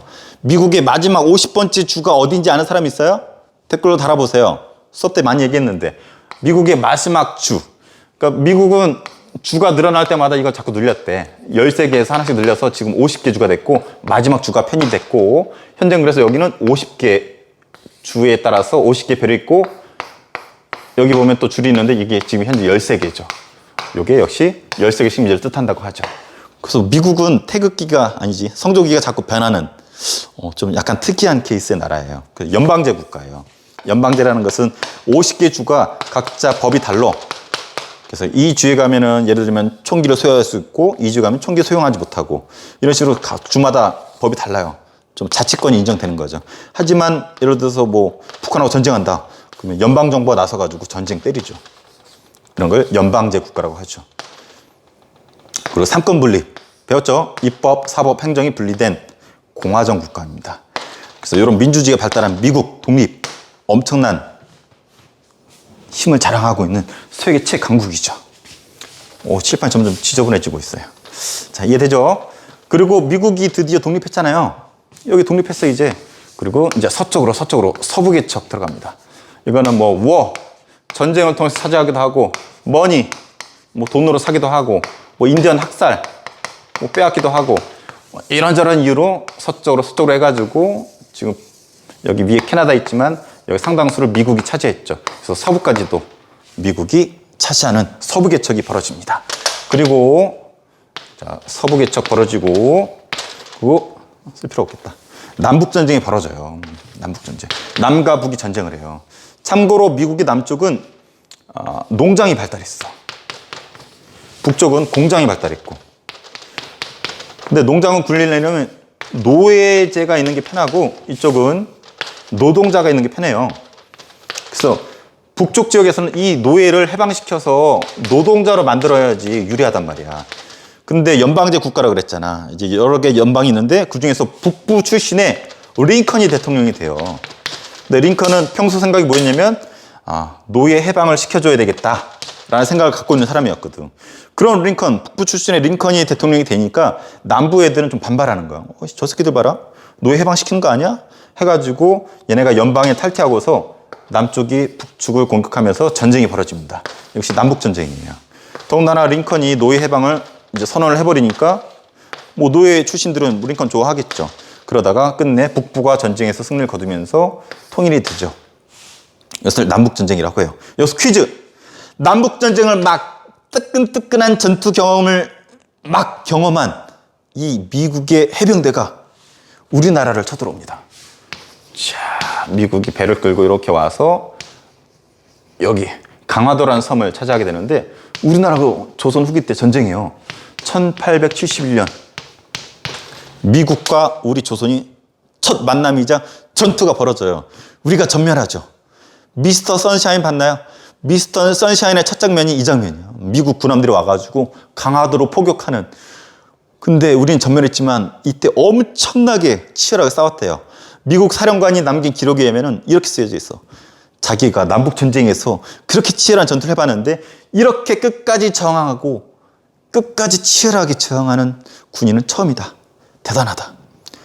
심지어 총까지도 없어. 나중에는 돌 던지고 모래 던지면서 도망칠 법도 한데 항복할 법도 한데 그러지도 않고 끝까지 저항한.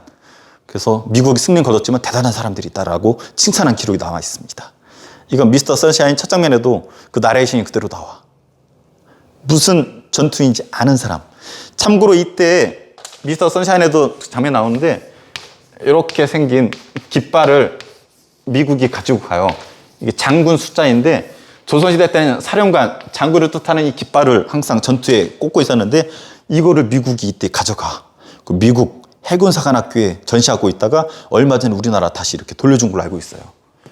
수능에도 나오고 한국에서 넣는 검정시험도 나오고 이 숫자기. 이것과 관련 있는 전투의 이름을 댓글로 한번 써보세요.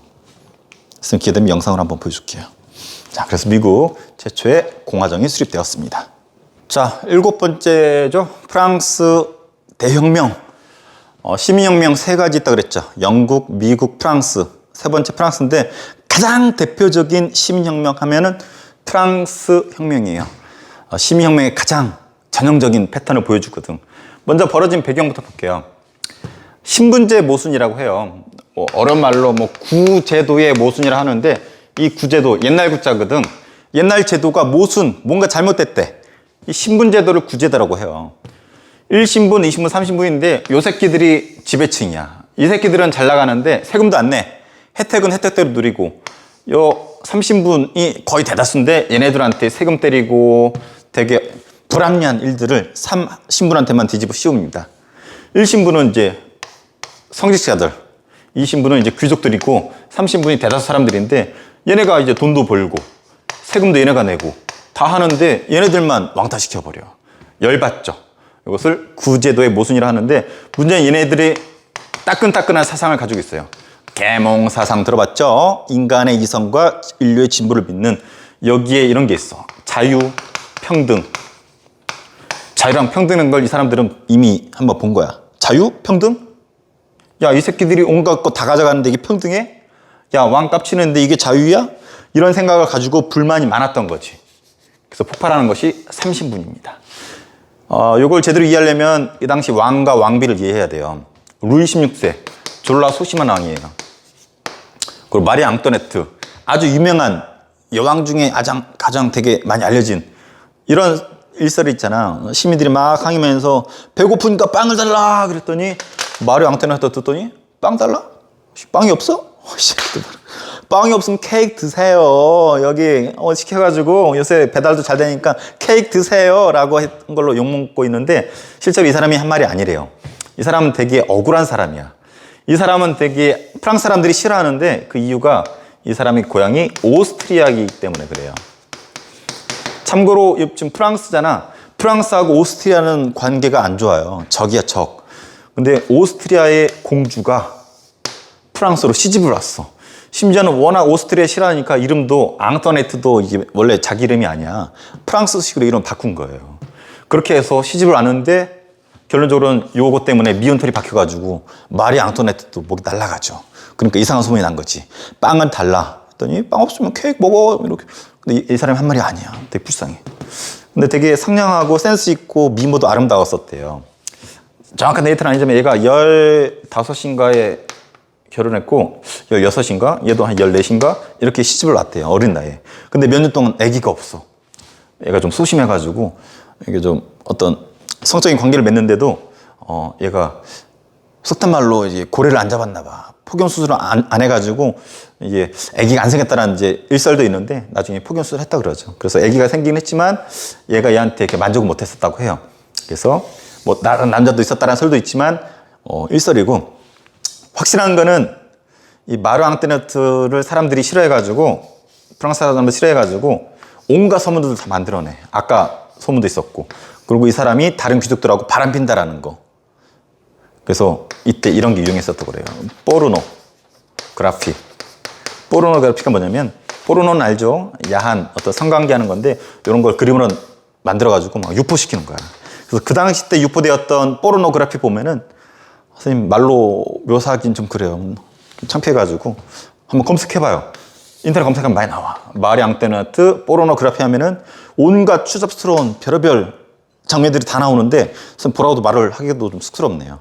지금 대학교 교수님이 이 프랑스 대혁명 전공하신 분인데 TV에도 나오시더라고. 근데 그분이 자기 전공이니까 대학교 때 수업을 했는데 책 제목이 포르노그래피 어쩌고저쩌고였어. 이게 뭐지 해서 넘겨봤더니 야한 장면 나오는데 뭐야 이게 졸라 재밌는데 하면서 봤는데 이게 그 야한 게 포커스가 아니고 오스트리아 여자였는데 프랑스 사람들이 싫어했다라는 게 포커스였던 거지. 이거 이해하려면 이 사람 왜 싫어하는지를 이해할 수 있는 대표적인 게 포르노그래피. 한번 심심할 때 보세요. 잠이 확 깰 거야. 아빠는 보여줬어. 자, 전개.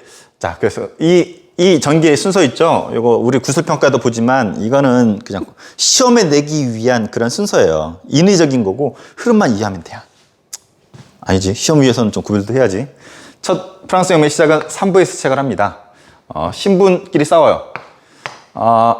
프랑스가 이때 돈이 좀 부족해. 미국 혁명도 도와주고 온갖 전쟁하고 좀 사치스러운 부분도 있거든. 그러다 보니까 나라에 돈이 없어. 그래서 세금 걷어야 될 거 아니야.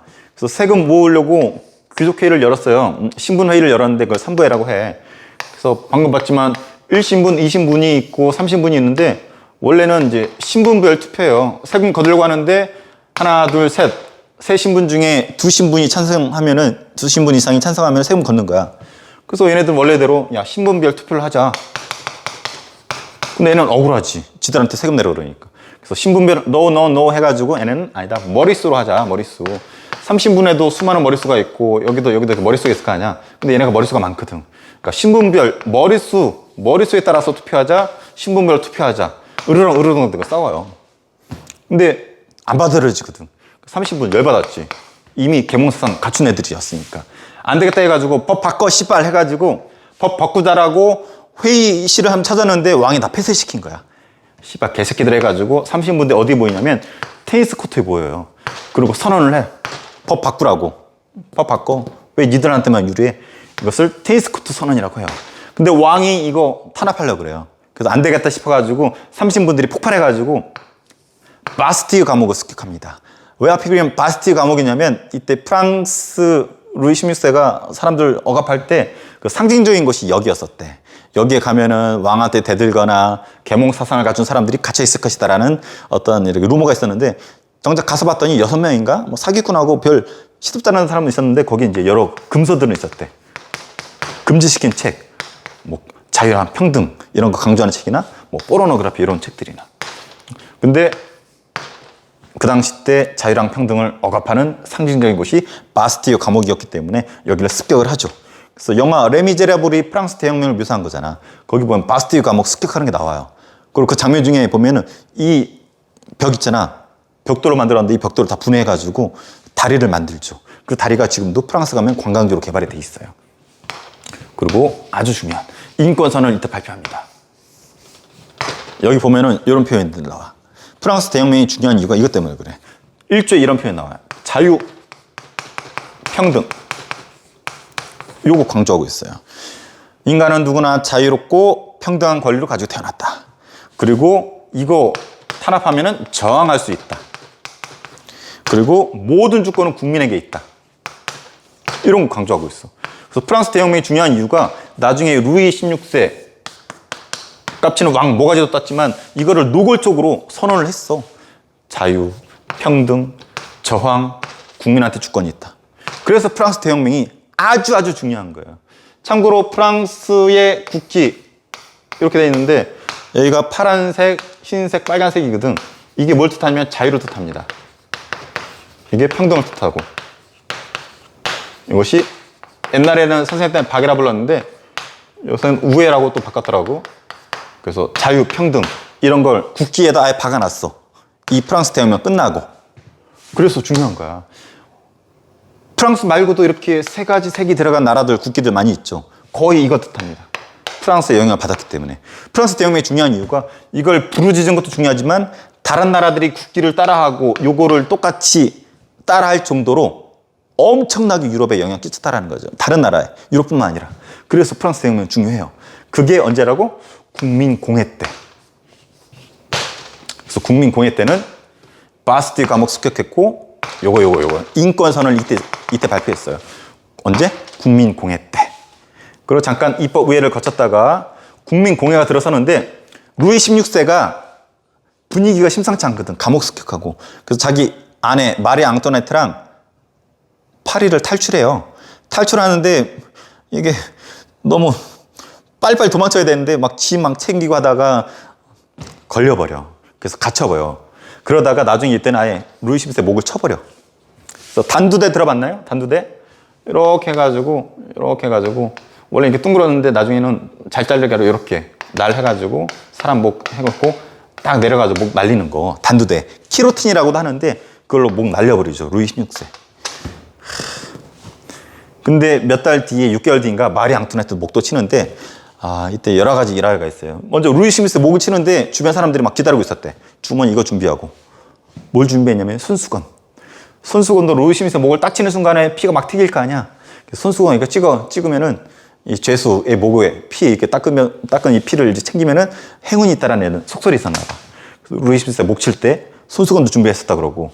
마리 앙토네트는 그럴 때 괜찮은 사람이었나 봐. 사교적이고.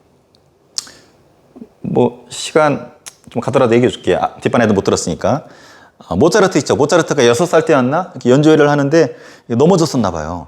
근데 마리 앙토네트가 이렇게 세워졌는데 모차르트가 마리 앙토네트한테 반해가지고 그 즉시 바로 청혼하고. 하지만 마리 앙토네트는 나이 차가 있으니까 거절했고. 하지만 개인적으로 연은 계속 있었었고. 그럴 정도로 좀 음악이나 미술 이런 데도 조예가 좀 깊고 상냥하고 미모 있고. 하지만 오스트리아 여자고 약간 사치심은 약간 좀 있었던 것 같고. 근데 이 마리 앙토네트도 이때 이제 남편 목 치고 자기도 이제 몇 달 뒤에 목을 날아가는데 이제 키로틴 단두대 끌려가는데 실수로 옆에 일하는 사람 발을 밟았나 봐요. 근데 그 순간에서도 미안합니다. 고의가 아니었어요. 스미마생 일본어구나. 미안해요. 뻥주는 안녕하세요인가? 아무튼 마리 앙토네트가 미안하다는 식으로 고의가 아니었습니다라고 예의를 갖춰서 말할 정도로 그래도 예의는 있었다고 합니다. 근데 그 당시 죽기 직전에 그림을 보면은 머리가 하얘졌었다고 하죠. 죽기 직전에 스트레스 때문인지 몰라도 그것을 지금 사람들도 스트레스 받은 머리가 하얘진다 그러잖아. 그걸 마리 앙토네트 증후군이라고 이렇게 유래한다고 하죠. 그래서 요 일화 알아두면 이해하는 데 쉬워요. 루이 16세 목을 쳤어. 왕의 목을 쳤어요. 왕이 있어 없어? 왕이 없네. 그럼 뭐야? 공화정이죠. 공화정. 그래서 국민 공회할 때 이 공자 공화정이라고 보면 돼요. 공화정일 때가 있었어. 그래서 누가 권력 잡았냐면 로베스피에르. 근데 이 사람이 상당히 과격한 사람이야. 이 사람이 공포 정치를 했다고 해요. 수많은 사람들을 이 키로틴에 의해서 목을 날렸대. 그래서 사람들이 너무 공포 정치를 하니까 쿠데타가 일어나가지고 정작 이 사람도 키로틴에 의해서 목을 딱 쳐버리죠. 그리고 5명의 총재를 두고서 이 5명이서 나라를 이끌어가게 하다가 나중에 나폴레옹이 쿠데타로 등장을 하죠. 쿠데타는 총칼로 무력으로 권력을 빼앗은 걸 말하는데 나폴레옹이 군인이었어요. 포병 출신이었는데 체구도 조그만 사람이었는데 이 총재 정부를 무너뜨리고 나중에 통령 정부를 세우게 되죠. 그리고 본인이 제1통령이 돼가지고 여러 가지 일을 합니다. 그래서 국민교육제도 만들고 나폴레옹 법전을 만들었는데 이 법전이 전 세계 3대 법전 중에 하나가 들어간대요. 지금까지도 프랑스에서는 이 법전의 상당수 내용을 따라하고 있다고 하죠. 그리고 대프랑스 동맹을 격파합니다. 대프랑스 동맹이 뭐냐면 대결하다는 뜻이야. 지금 다른 나라들이 프랑스를 공격해 와요.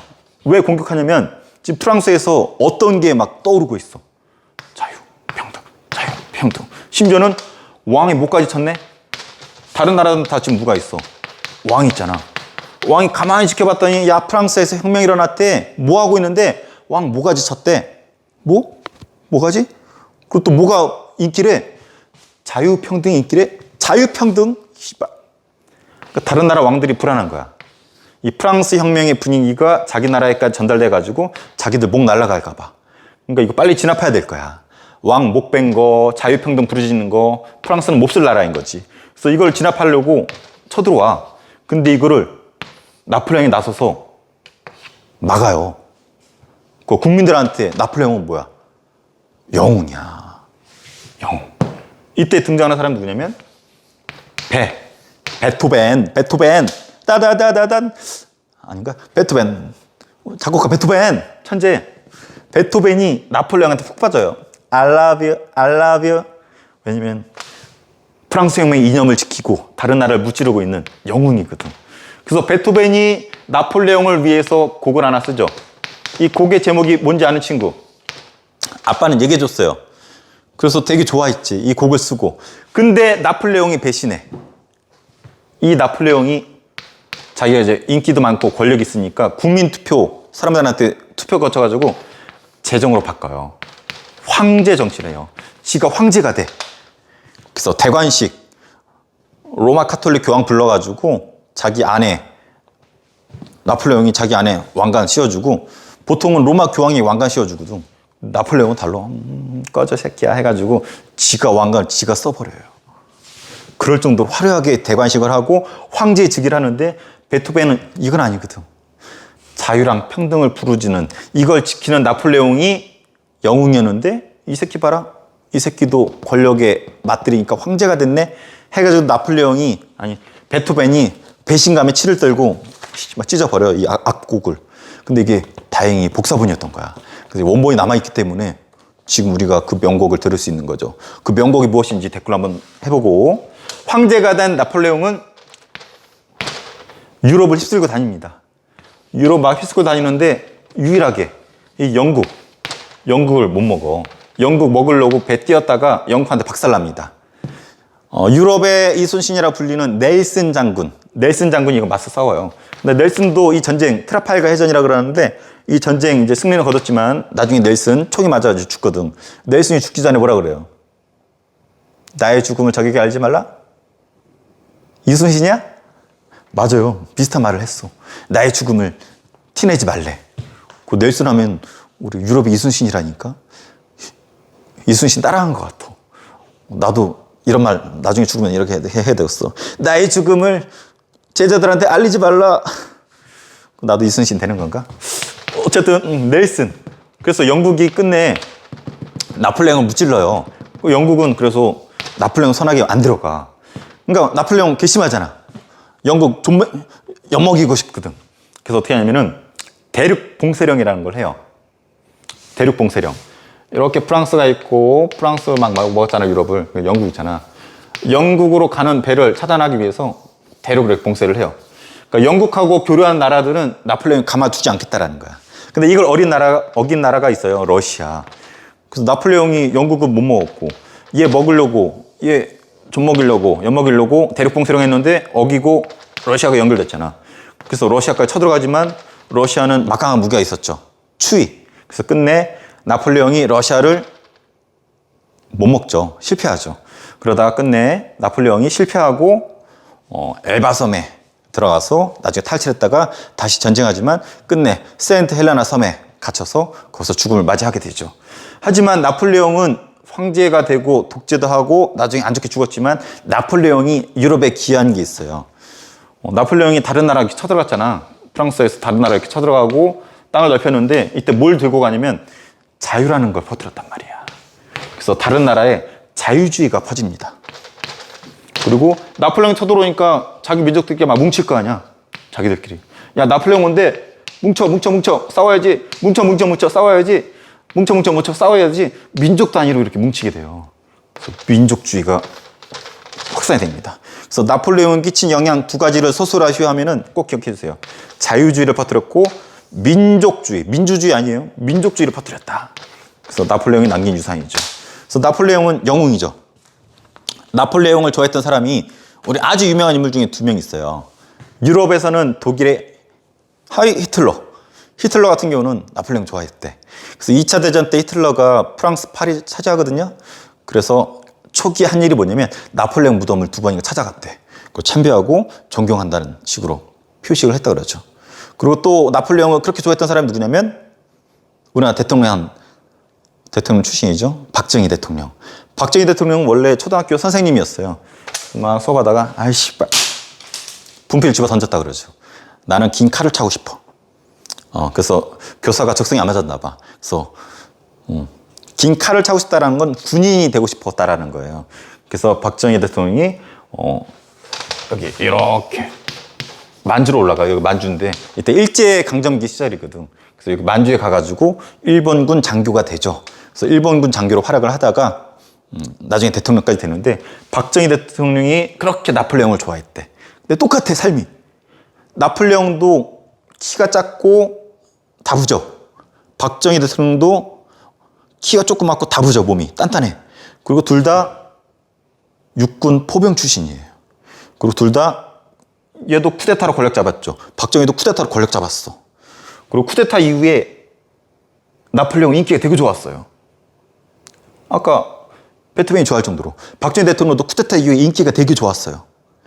그러다가 나폴레옹 나중에 독재하고 심지어는 에스파냐 왕 몰아내고 지형을 왕으로 앉히려고 하다가 에스파냐 사람들 반발하니까 총으로 쏴 죽이고 그래서 베토벤도 실망하고 그러다가 전쟁이 져서 섬에 갇혀 죽고 박정희 대통령도 처음에 인기 많고 경제 성장해서 인기가 막 좋은데 권력에 맞서 보니까 계속 하고 싶다가 나중에 부하한테 총에 맞아 죽죠.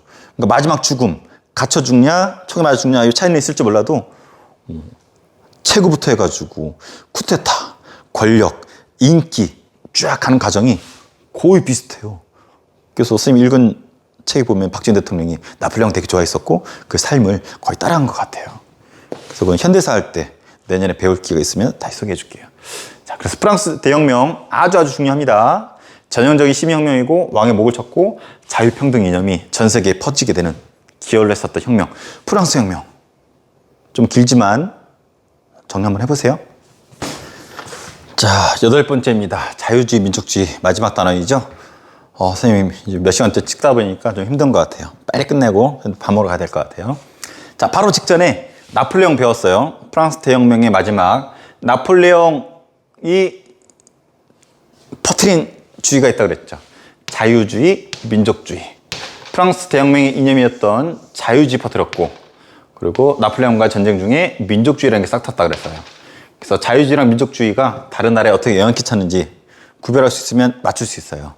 여기서 또 중요한 게 이제 빈 체제인데 빈 현재도 있는 도시죠. 오스트리아에 있는 도시예요. 오스트리아의 총리이자 재상이라고도 하죠.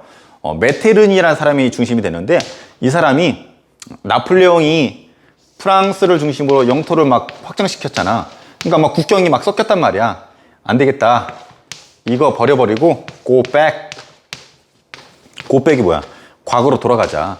나폴레옹 이전으로 돌아가자. 나폴레옹이 자유민족주의 퍼뜨렸는데 이런 거 이념 다 싸그리 무시하고 영토 엉킨 거 이거 무시하고 이전으로 돌아가자라고 하는 과거로 돌아가자는 움직임을 빈 체제라고 해요. 빈에서 메테르니 중심으로 오스트리아 재상 메테르니 중심으로 회의를 하고 그것이 영향을 끼쳤는데 이것을 빈 체제라고 합니다. 나폴레옹 전으로 돌아가자. 그런데 이미 자유를 맛본 민족주의를 맛본 나라들이 움직임이 있죠. 그래서 자유주의, 자유가 싹트기 시작하는데 프랑스에서는 이런 움직임이 있었어요. 혁명이 또 벌어져요. 이 빈 체제, 과거로 돌아가자잖아. 프랑스 대혁명 이전으로 돌아가자. 왕이 다시 등장을 합니다. 그래서 샤를 10세라고 해가지고 어감이 좀 이상한데 샤를 10세라는 놈을 다시 왕으로 앉혀요. 근데 이 새끼가 또 깝치네. 그래서 어떻게 해요? 사람들이 이 새끼 봐라 해가지고 또 역시 바퀴를 날리죠. 그래서 샤를 10세를 몰아내고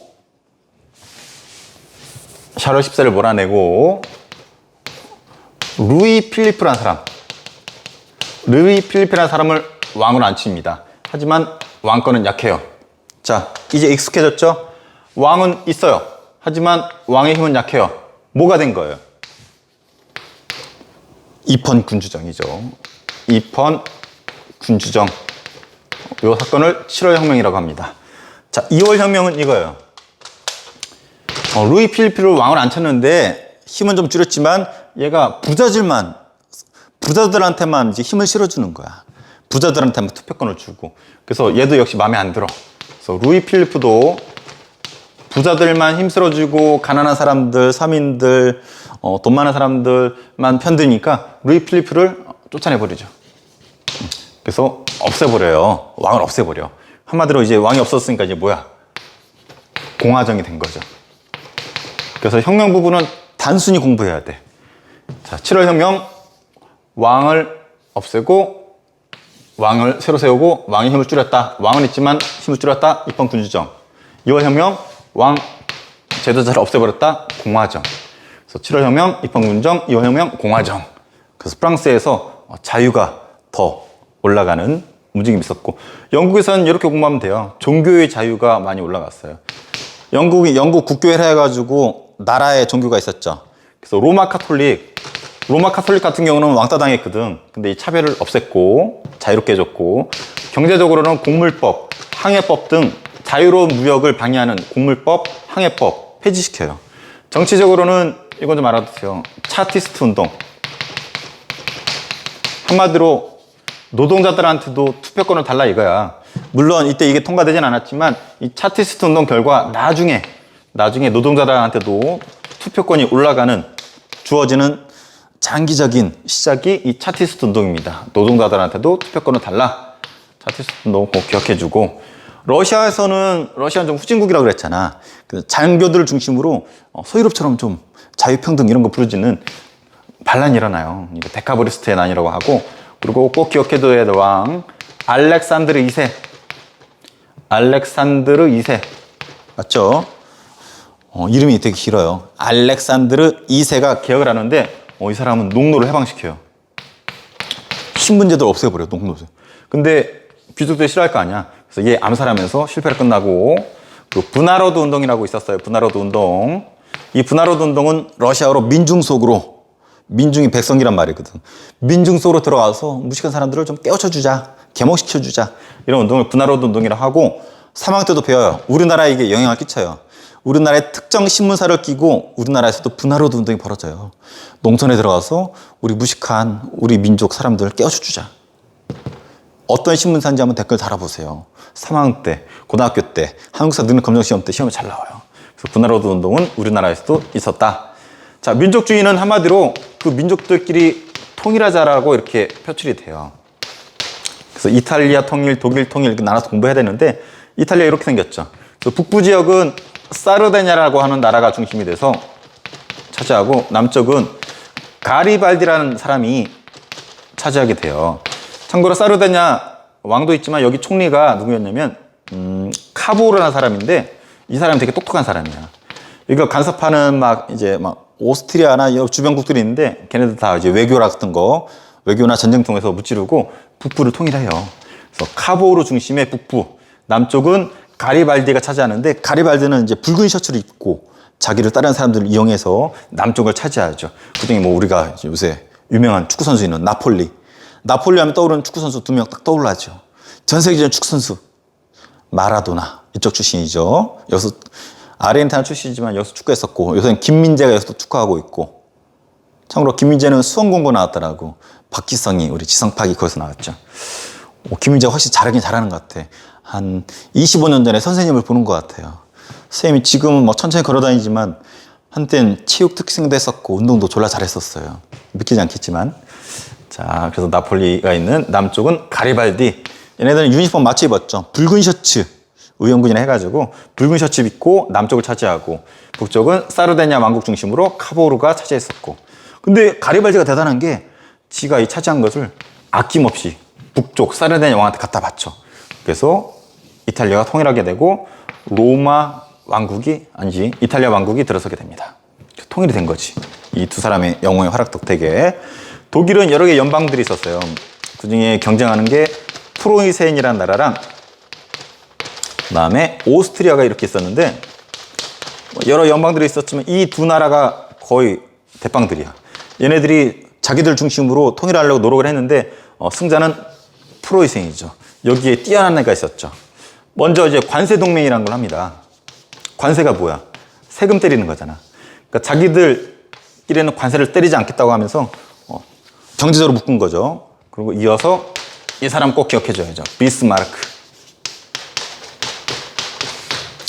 자, 프로이센의 재상 비스마르크가 이런 거 주장합니다. 철혈 정치, 철혈 정책, 철혈, 철이 고철, 철, 무기를 말해요. 혈, 피, 전쟁을 말하는 거야.